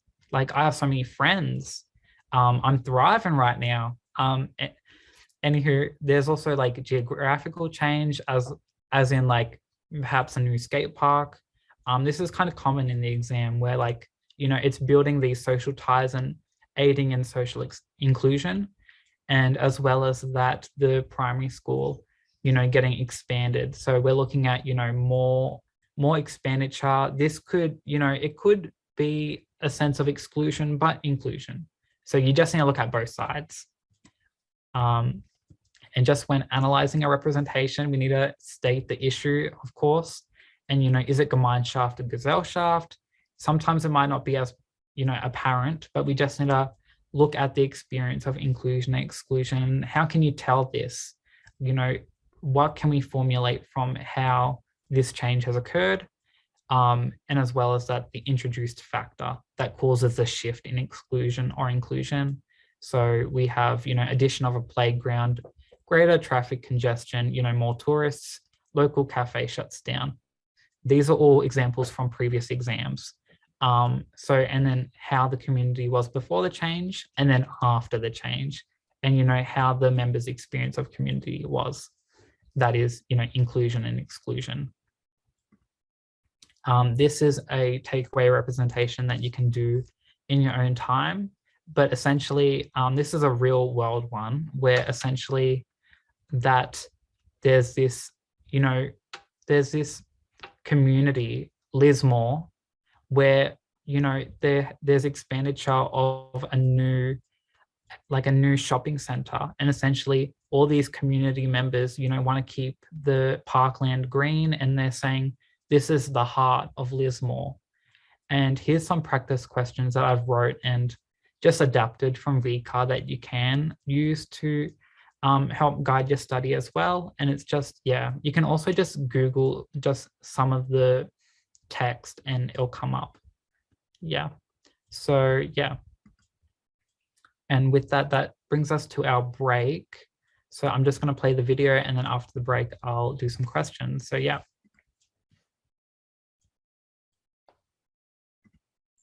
Hi, I'm Serena and I work in the operations division at UBS. Operations is all about the inner workings of the business and making sure UBS runs as efficiently and smoothly as possible. One of my biggest career highlights today is actually something quite small. Basically on the job we have to answer the phone sometimes, and in the beginning I was very anxious about answering the phone if I would say something wrong, all of that. But when I started to get used to it, and with the help of my colleagues, I was able to kind of overcome that fear of picking up the phone and talking to potential clients or counterparties. And I think that was quite a big step for me because, talking to external clients outside of the business is an important facet of every single job that you're going to be a part of. I graduated high school in 2020 and I did the HSC, which is the New South Wales equivalent of the VCE, and the subjects that I took were Maths Advanced, English Advanced, Modern History, Economics, and Chemistry. My favourite subjects were Modern History and Economics just because of the kind of reality aspect they both have, as they both kind of relate to the life that I live now, looking at, the current affairs that are happening now, market trends, how the economy is reacting, and that also led me to pursue a Bachelor of Commerce at uni, and I'm doing a major in Finance and Economics, which I'm really enjoying right now. If I were to give advice to my future self, I would say don't be too hung up on or discouraged by anything that doesn't go the way that you planned or envisioned, because I believe everything happens for some sort of reason, and there is lots to learn in every failure and every success as well. Knowing what I know now, if I was advising myself a few weeks before sitting my Year 12 exams, I would say don't feel guilty about not studying 24/7 if everyone around you looks like they are. It is definitely extremely important to not burn out during the weeks upcoming to your exams, because you'll feel like you have not done your best. So I think take the breaks when you can. Just go for a walk outside, clear your mind. It's not a waste of time, because in the future, if you are burnt out, then you're going to be going for a few days without studying because you just don't feel like it. So make sure you just take those breaks and don't feel guilty about it.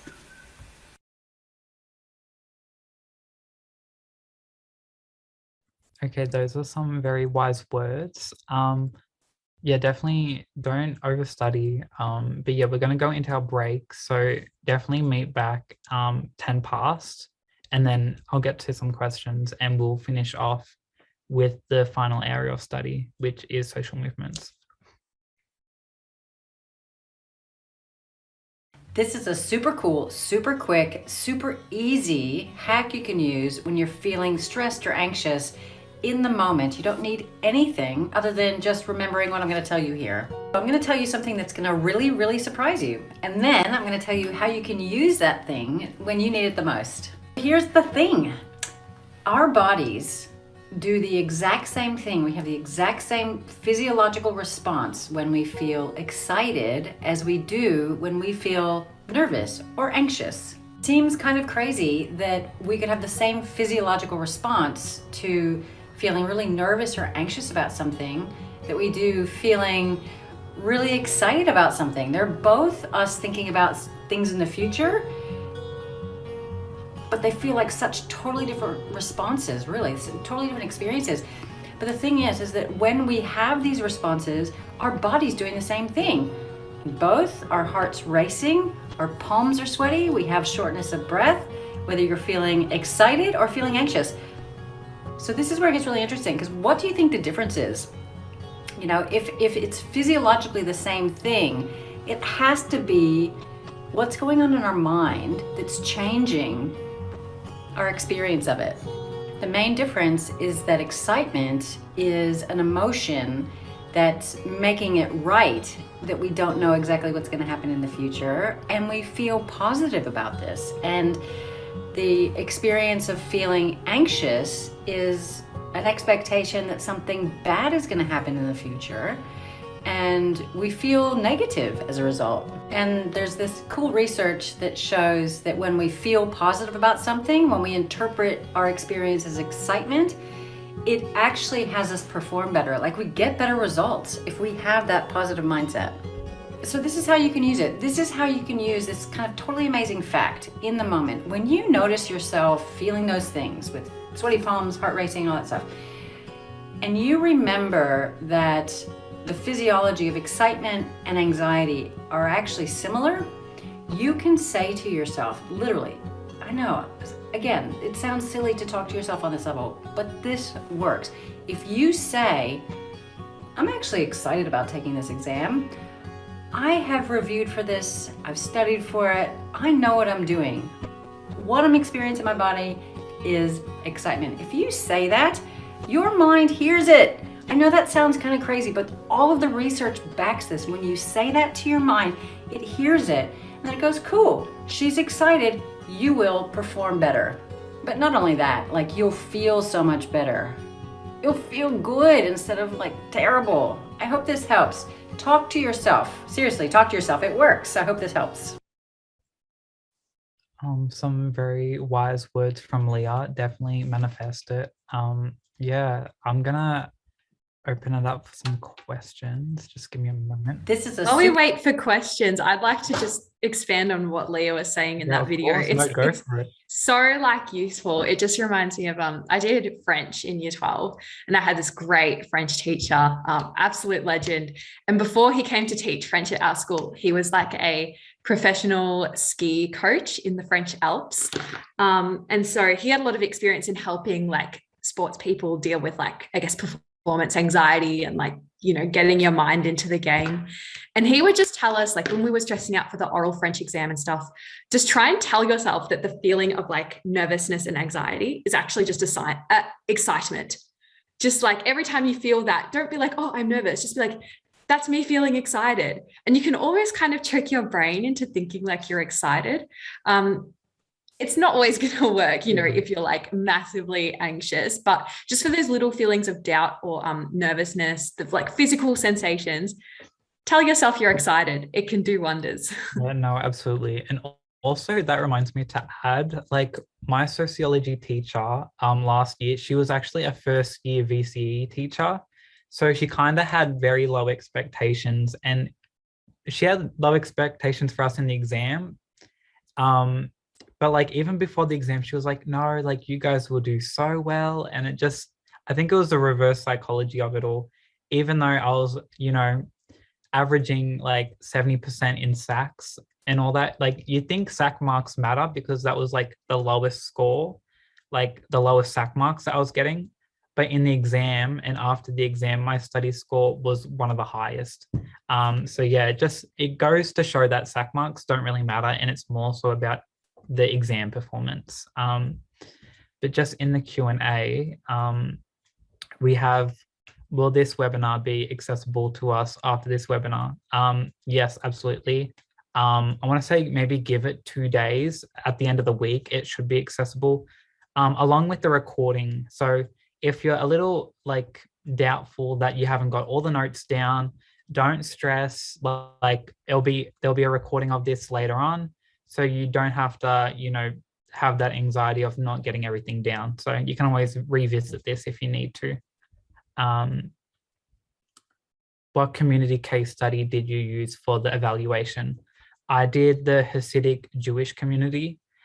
Even though evaluation was removed out of the study design, you still had to like know some stuff about it and just, you know, be aware of what the exam is essentially. You know, essentially what the community is, sorry. Can we use our school as an example of the factors that influence inclusion and exclusion? I'd say so, yes, you can. You know, I would say I'd much recommend that it's a community that there is public information about, where the examiners can double check you on any information that you do provide. But if it's like a given, and like if it's maybe been in the news or anything like that, then yeah, absolutely. I hope that answers your question. And if a question doesn't ask for an example, would you get extra marks to providing one? Absolutely, absolutely. This shows your level of knowledge providing an example. And it's especially very good tied with a definition. So when you're defining, you're adding an example within the definition. So then it's two birds, one stone, and then you just talk about whatever the dot point is in the question, if that makes sense. So yeah, no, definitely go for it and definitely provide an example, especially if it's more than 5 marks. Okay, well, that's all of the questions. Did you want to add anything to that, Susan, about examples? No, I think you've pretty much covered Okay. it. That sounds really great. Thanks, Liam. No, you're right. Okay, we'll move on to social movements. And these are the study dot points that you need to know. So there's 2, and then there's the case study. So 3 altogether, and then the sub dot points. So the nature and purpose of a social movement. So just in essence, social movements are formed with the purpose of creating social change. So that's like the relationship between social change and social movements, because members of the social movement, have perceived inequality and believe that there needs to be something to be done to achieve their desired goals and have that social change. They have aims to achieve their ultimate goal, and their emergence can be explained by 2 theories. This is underlined because these theories underpin how these social movements have came about, more so than just like theories about the social movement. So it explains why they've come about, if that makes sense. And just to make note of that.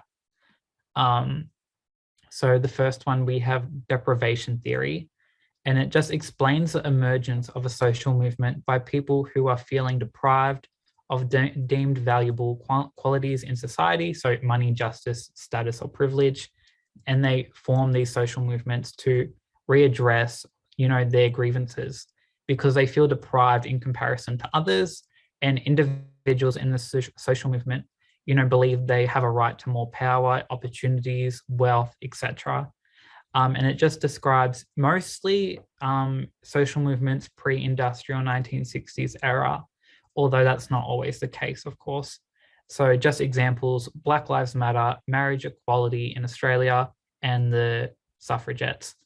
And yeah. And onto the other theory, we have the emergence of social movements that arises from people motivated by quality of life issues rather than economic concerns. And this can be explained by new social movements theory.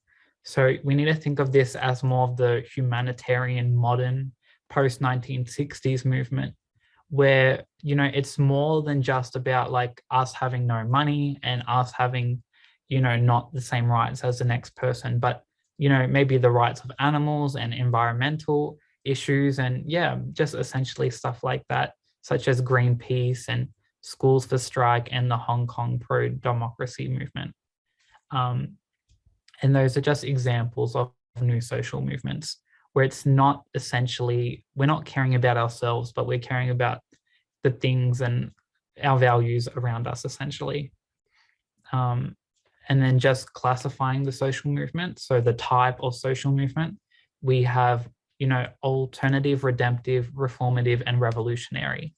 Alternative is probably the least extreme or the weakest social movement, where it's just, using this table, it's just about the limited change and modifying, either the individual or group behavior rather than society. So you're not transforming, many laws and policies at all. You're just, it's more selective and just a small group.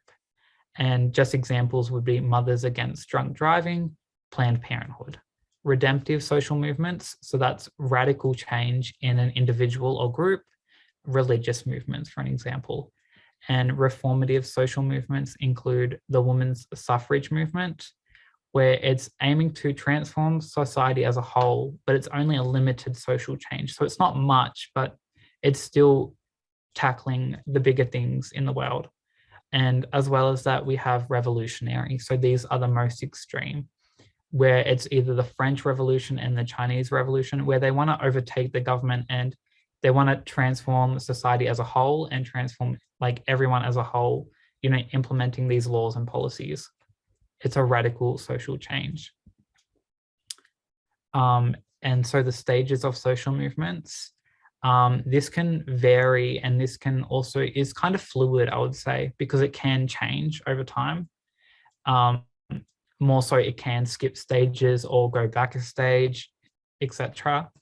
But the first stage is just the beginning, like the emergence of the social change.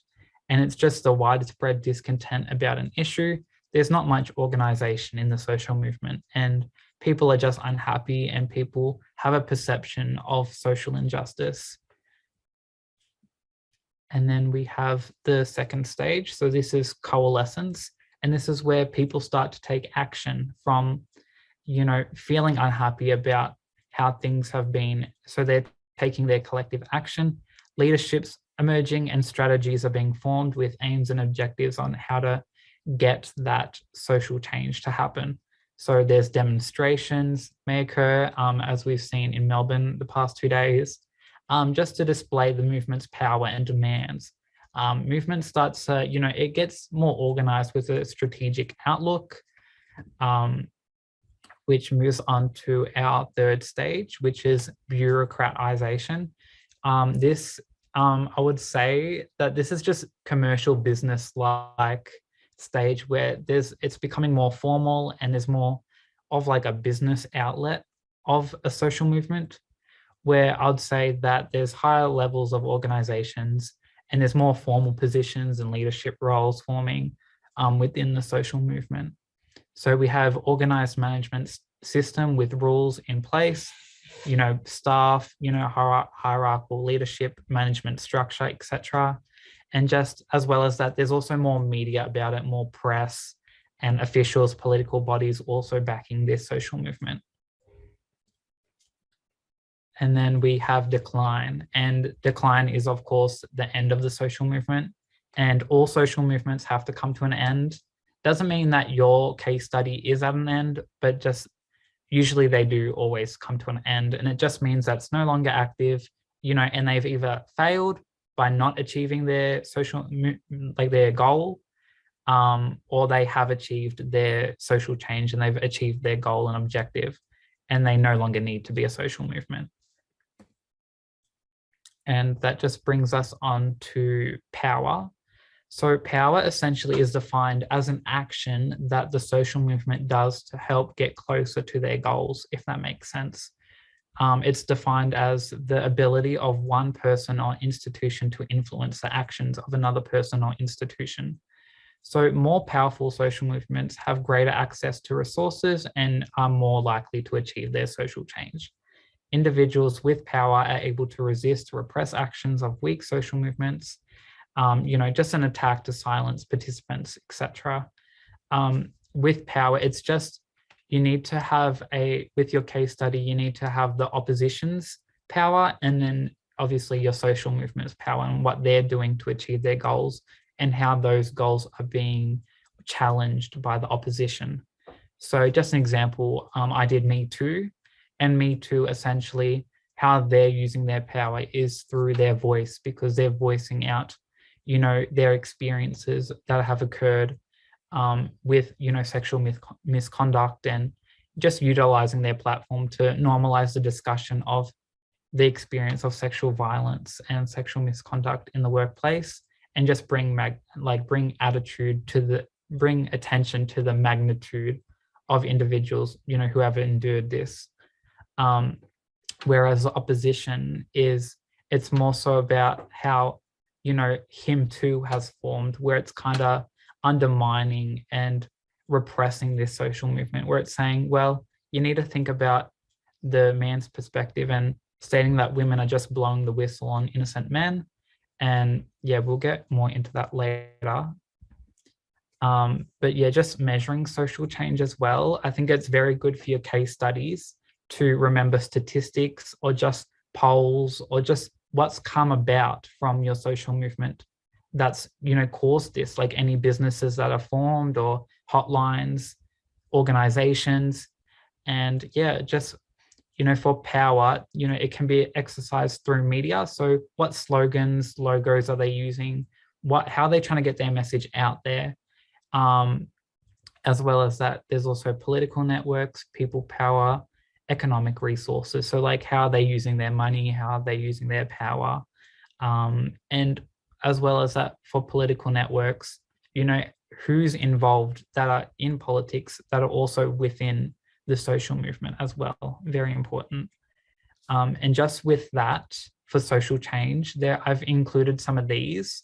So we have post Me Too, 19% men don't want to actually hire attractive women, reveal survey. And as well as that, it always doesn't need to be one-sided, because you want to evaluate the social change, especially in the exam.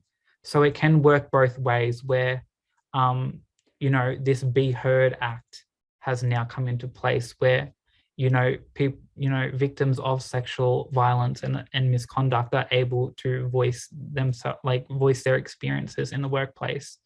And, the Me Too effect, and how there's so many hotlines that are formed, and the, activity of the hotlines as well, how that's been measured. And that's also the same for here in Australia. So you just need to think of the impact of what your social movement is, and it's just essential to incorporate in your response.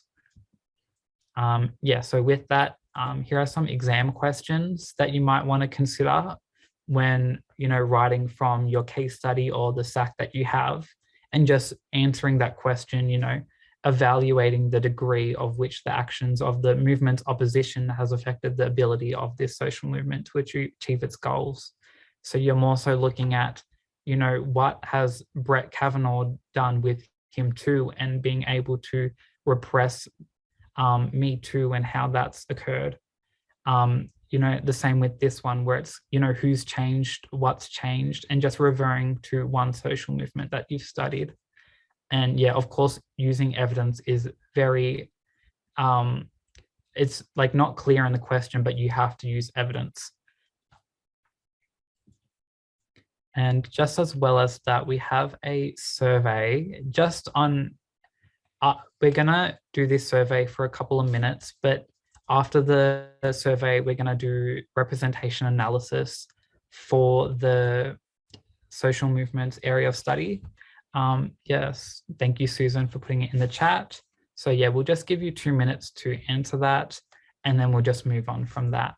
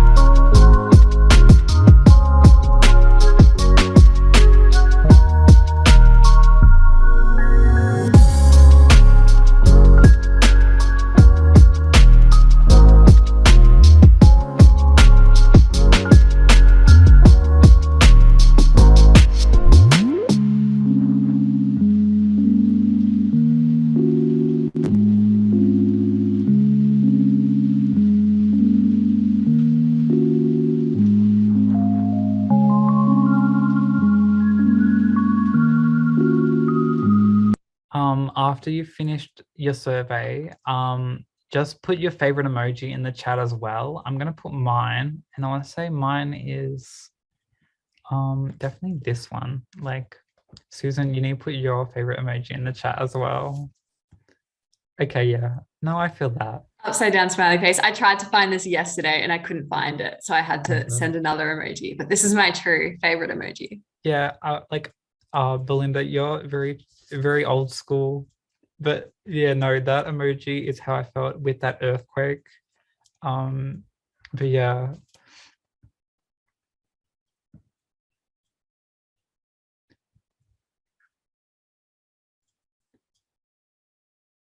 Okay, yes, I like the smiley one, and yes, the love hearts one. I assume that's Yatana. That's, yes, I'm sweating too, don't worry. And Kaylee, that's a very cute one. Very original. No, it's okay, Nor. No, what you do is you go on the right of the chat, and then there's like the smiley face where you can put it in. But the love heart is, I love that love heart. But yeah, Kathleen, don't worry, me too. I'm gonna put my second favorite emoji just Okay. to share it with everyone. Right, Wait, okay, Rosaline. where did it go? I don't know what that is, Ella, but I assume what is that? Oh, it's the sloth. It's the sloth. It's just coming up in sloth. black and white. I Yeah. thought that was like a money bag or a purse. It is iconic, very iconic. Sally, that's cute. Kathleen. Okay. That's okay. We're having too much fun. Okay. So we have, sorry, now I'm crying. So we have just examples of representation. So just your key questions. What is the social movement being presented? The type, how can you tell, redemptive, alternative? And then obviously with that, you justify it and you explain why. And then negative or positive display of the social movement in the media, how is it shown? And how is power being demonstrated, of course. So with that, you just want to say what actions are being done within that social movement. So for this one, it's like a blockade where they shut down the Dakota Access Pipeline, and how the social movement is not really, it's either, you can justify it with whatever you want to say. You could say it's bureaucratization, you can say it's coalescence, emergence, yeah. And this is with him too, and the opposition, just anything that you might want to say with that, of course. Yeah, it's just the opposition and just how they demonstrate power through this, I think it's like a poster or something, where it says, your son isn't safe, your grandson isn't safe, your male friends aren't safe. And then this one's more so on the social impact. And Ariana, I think that's also probably my second favorite, that little seal. I was going to say dolphin. But yeah, just some takeaway representations. I know there's not many questions with this, but I'd say, how is power being demonstrated using Max Weber's definition?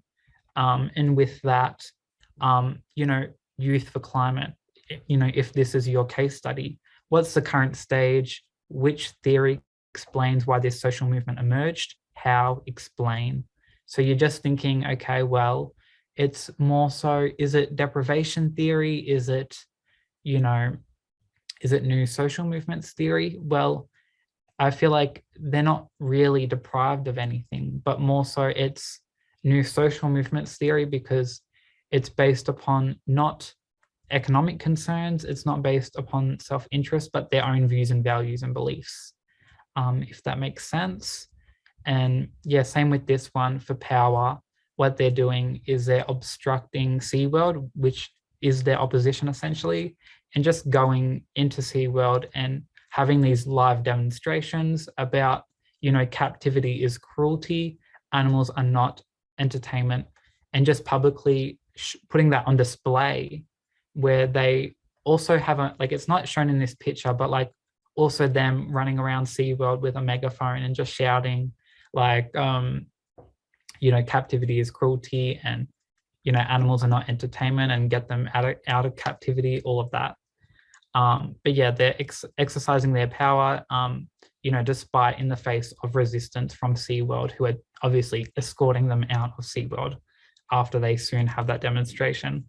Just an example of power, of course, that you might want to note down.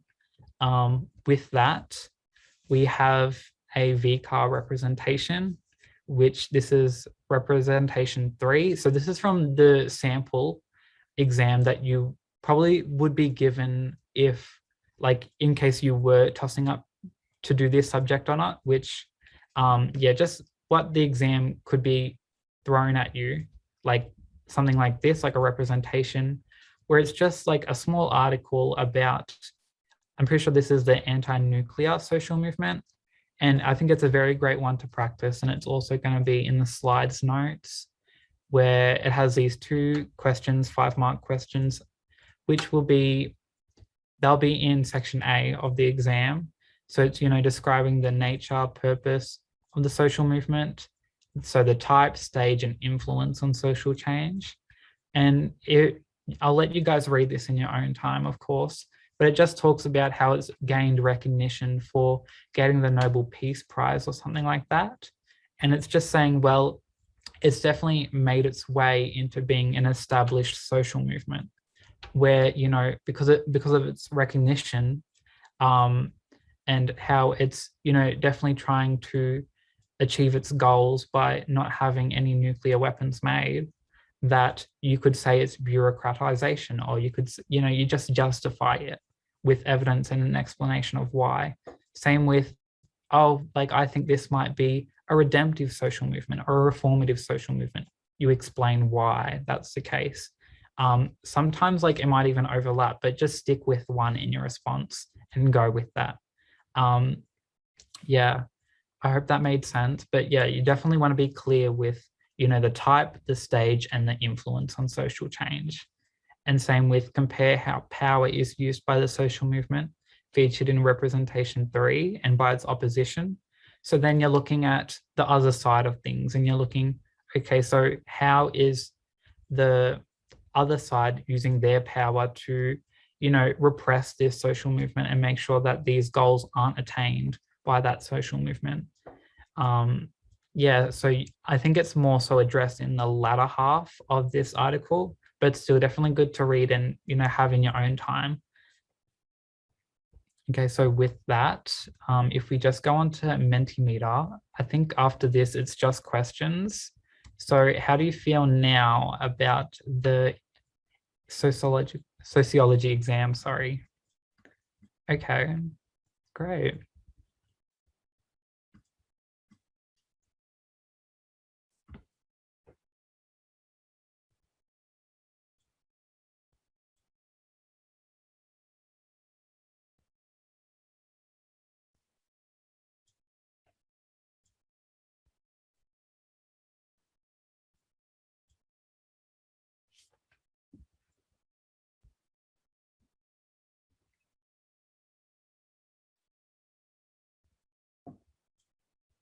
I'll just give it 30 more seconds.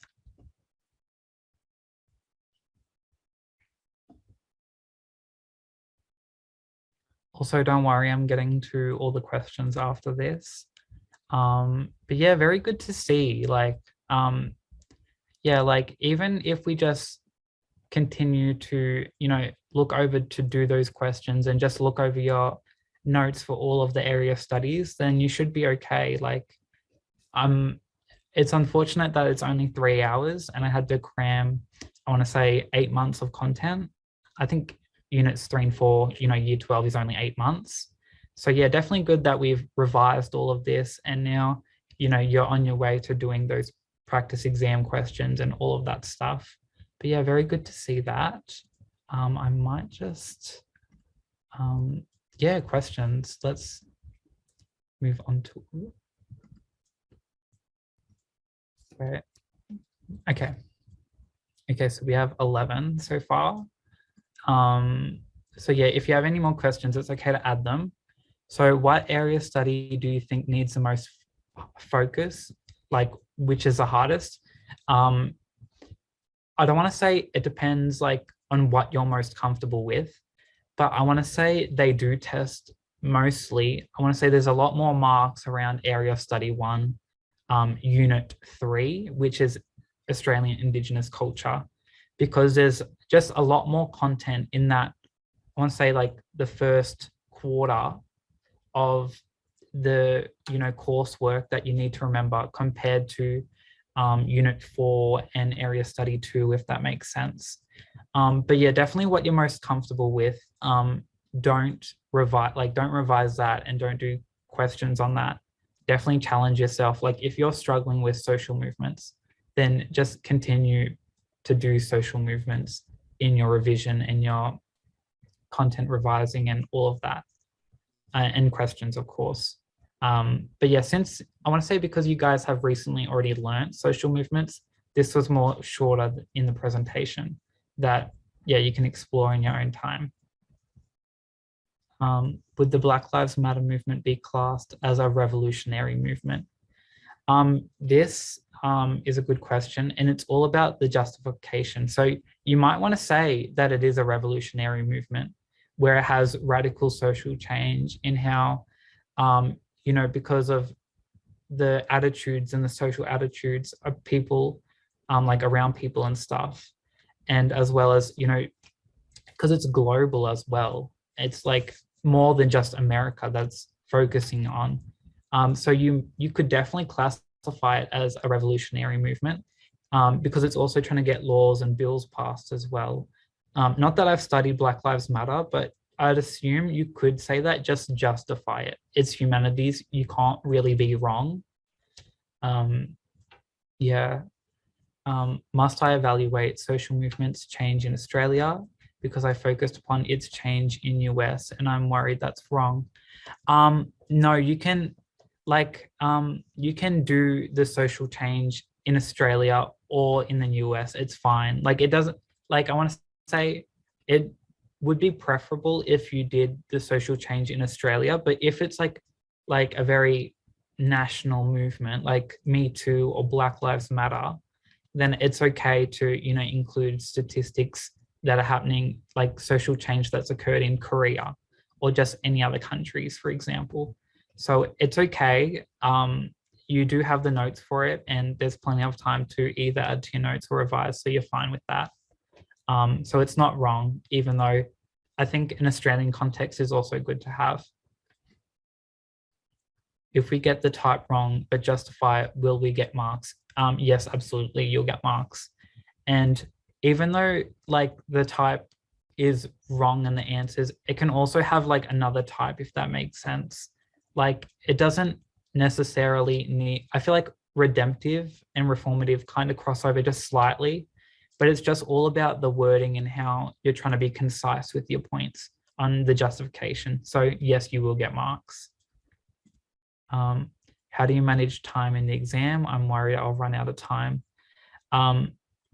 That, yes, I can absolutely agree with you, because in the sociology exam, I didn't put my pen down once after reading time, and I managed to answer all the questions, but you need to have a strategy, as I emphasized at the beginning of this presentation. Just make sure you go into the exam, kind of like, you need to look over the structure of the exam and just be confident with it. Since there's section A and section B, you need to split your time in half to focus on both sections. Do you have any advice to add with that, Susan, with managing time? That's pretty much exactly what I would say too. It's all about planning and having a strategy. I remember when I did global politics, it was like sort of similar in that there was like an essay and then short answer questions. And so I'd sort of figured out for my time management, it just worked better to do the essay first. So I kind of do the exam backwards. So, you don't have to do it in order if there's a specific order that works better for you. If you want to do the easy questions first or the hard questions first or whatever. That's why it's good to do practice exams. You can really plan your battle strategy and roughly work out how many minutes you want to spend per question. Watch the clock and try and hold yourself to it. I want to say like during my exam, what I did, I brought a watch with me, because like I felt like I couldn't even have that time to look up and look at the clock and kind of like figure out because it wasn't digital, it was analog.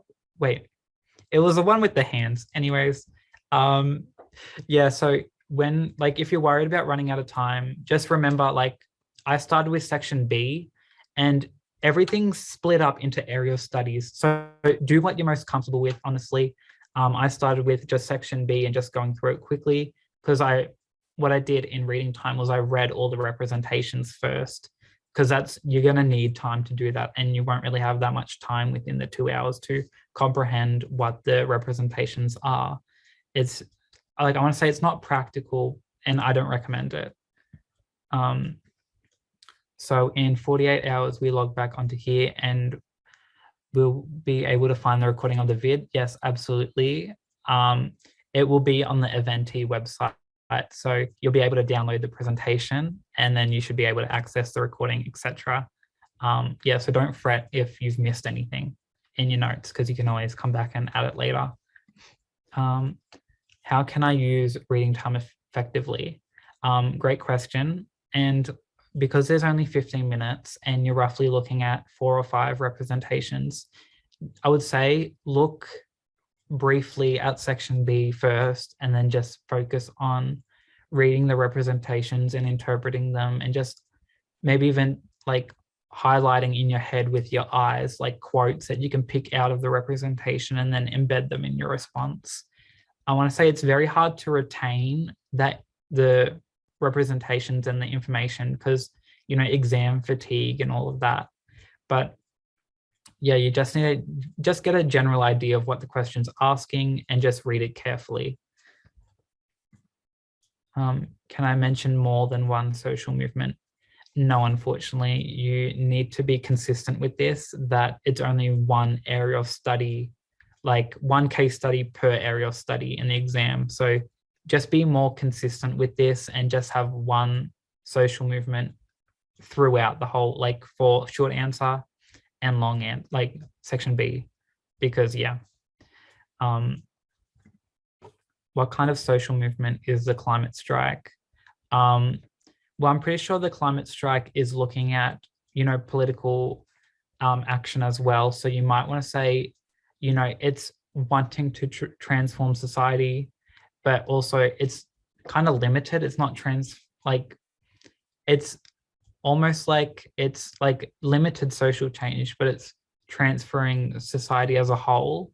But you could also look at it the other way, where it's only, you know, it's only looking at one bit of society. So it's only looking at, do you know what I mean? Like it can be, it's how you justify it more so than how you would, it's not a one size fits all, but I'll definitely say that it's limited social change and that it's trying to transform society as a whole. If that answers your question, I hope so. What kind of evidence should we use? And I assume this is for area of study 2, unit 4, so social movements. But just in any of them, you can add like polls, surveys, like any information or data you collect from that. And you can just embed that in your response and reference, of course. Kathleen asks, would climate strike be reformative? Yes, I would agree with that. I'd say it's reformative. So yes, yeah, because it works within the bounds of current society. So yeah, I would agree with that, Kathleen. So what kind of evidence? Yeah, polls, surveys for social change. And then for your case studies, you want to look at surveys again, polls, etc. Yeah, just stuff like that, if that makes sense. Even quotes as well, that's also really great evidence and just backs up your response. Is there anything you didn't do in revision that you regretted for the exam? For me, I feel like I know I could have worked better on probably being more comfortable with, like, I want to say I could have worked better on working with more types of questions and just, yeah, like I want to say being able to approach different types of questions and being able to, you know, have consistent structure in my section B, like answers, because I think that would really help with how you're going to go about that in the exam, because they're looking at, you know, very good paragraphs and an actual like essay compared to just, a random blob of text, you're not going to get very high marks for that. So yeah, definitely working on structure within 15 minutes for each question. And then, yeah, setting aside maybe an hour to work on doing all of that in one whole hour. So you need to really work those finger muscles, if that makes sense, and try not to suffer from exam fatigue. Yeah, I hope that makes sense. Susan, did you want to add anything maybe from Revs, global politics, English? Revs, so I ended up doing quite well in history revolutions, mainly because I'd done really consistent revision throughout the year. What actually happened is that I procrastinated so hard and I did not do enough study before the exam. Like I said, it was just kind of lucky that I'd been so consistent throughout the year that I still did okay. So I kind of regretted that at the time. And now being in third year uni and being a tutor, there are a lot of things about study that I wish I had known in VCE. For someone who's like a perfectionist and procrastinates a lot, I've really found the Pomodoro technique so helpful. I don't know if you guys have heard of this, but it's literally just where you work to a timer. So you work for like 25 minutes and then a 5-minute break. 25 minutes, 5-minute break. And you can just go on you Google like Pomo Focus. It's a good website and it just has the timer. And basically what it does is it removes like the anxiety behind a big task by breaking it up into small chunks. I think if I had done that for VCE, I probably would have got a lot more revision done. And just kind of stuffing that pressure on myself that like the revision had to be perfect. You know what I mean? Because some revision is better than nothing. I think that's probably the main thing. Also, what I've discovered as a tutor is how many resources are out there. I know sociology is a bit of a smaller subject, but if you do a few like Google things and look around like the 5th page of Google searches, often you will find a lot of resources that have perhaps been accidentally uploaded to the internet and things like that. Sometimes you'll come across like other schools' websites who have uploaded like resource packs or, notes from like lecture series from a few years ago. You'd be really surprised what you can find. So I just say, do some Googling and see what you can find. And there's, a lot of free websites where students upload like resources and stuff too. I definitely, now that I'm a tutor, have really realized how much there is out there. Yeah, no, I definitely suggest scouring the internet for resources, because even if you go onto VC discussions page, right, and you just go search in and then files and then just type in keyword sociology, a lot pops up and there's a lot of people's notes, like just a tip out there. So I hope that really answers that question. If I'm averaging 60-70% on SACS, is a 30 to 35% study score achievable? Yes, it absolutely is. I got above 35 and my average was 60-70 as well. I'm not too sure on rank if, that might be a factor in it, but as long as you try in the exam, at least answer, at least 90, at least aim for 100% answered questions, you'll be fine. You will secure that sweet 30 average, but as well as that, even going, above 30, you'll be fine. Like, especially if you revise properly and just take in all the information. And with this revision like series, I'm sure, like I believe. Are revolutions like French Revolution the only example of revolutionary movements? Yeah, I'd say so. Like for revolutionary movements, like examples would be French Revolution, Chinese Revolution, Russian Revolution. There isn't many more examples like revolutionary movements that step out of that, but just anything that's trying to transform society as a whole and just wants radical social change. So yeah, that's like, what's the word? Like overthrowing government bodies, for example. Yeah, so I hope that helps. For the VCAR example, how do I compare effectively? Okay, very great question.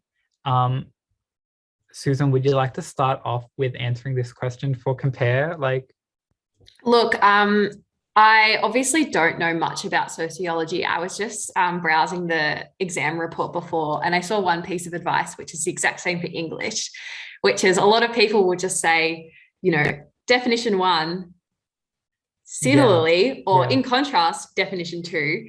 I'm not sure quite what you're required to compare in sociology, but one thing I will say is whenever you're comparing something in VCE, you can't just have two things and put the words similarly or in contrast in the middle. You do need to actually explain why it's similar and why it's different. Yeah, like I want to say, like, yeah, when you're comparing, you can't just have like, let's say a definition and then say whereas and then definition 2. You actually have to maybe provide like, a sentence or two afterwards, contrasting the differences between those two like concepts, if that makes sense. So you wouldn't say like, culturally relativism is, looking within the same perspective as someone else's own culture, whereas ethnocentrism is, having your own perspective and looking through it on the lens of your own perspective and applying your own views. You need to like go into it a bit more in depth with a couple more sentences than that for compare, if that makes sense. Not sure if you can answer this, but I received a derived score for the social movement SAC. Will it impact my exam score? I don't think so. I received a derived score for a biology exam, but they used my achieved score anyways. If that, like, Susan, do you have any experience with derived score for SACs? I don't personally for SACs. To my knowledge, though, SACs are much more of a school thing, hence the name school assessed coursework. I'm not sure if teachers even tell VCAA your SAC scores or if it's just maybe your ranking within the school. So I think a derived score for your SAC probably won't make any difference to your exam score at all. Yeah, I don't think so as well. Also, Noor has a question for all of you, so definitely answer it in the chat. Definitely good to, hopefully no one has postponed that social movement SAC, just good to get it out of the way. Oh, I'm sorry, not to hear, that's awful. It's okay, you have more revision under your belt now. You're fine, you're doing well. How many representations are there? I want to say maybe 5 maximum per exam. Can recommend sociology VCE group in Facebook, lots of people on there. There's 180-ish, I think. So yes, definitely join and you'll definitely have some access to some resources and feedback after the exam when you do it, and you can all cry together, but also be very happy, excited it's over with and your life can move on from that because it's only an exam. It's cool. Yeah, definitely get on it. What study score do you get? No, I got 39. I got 39 raw, but I wanted 39 scaled.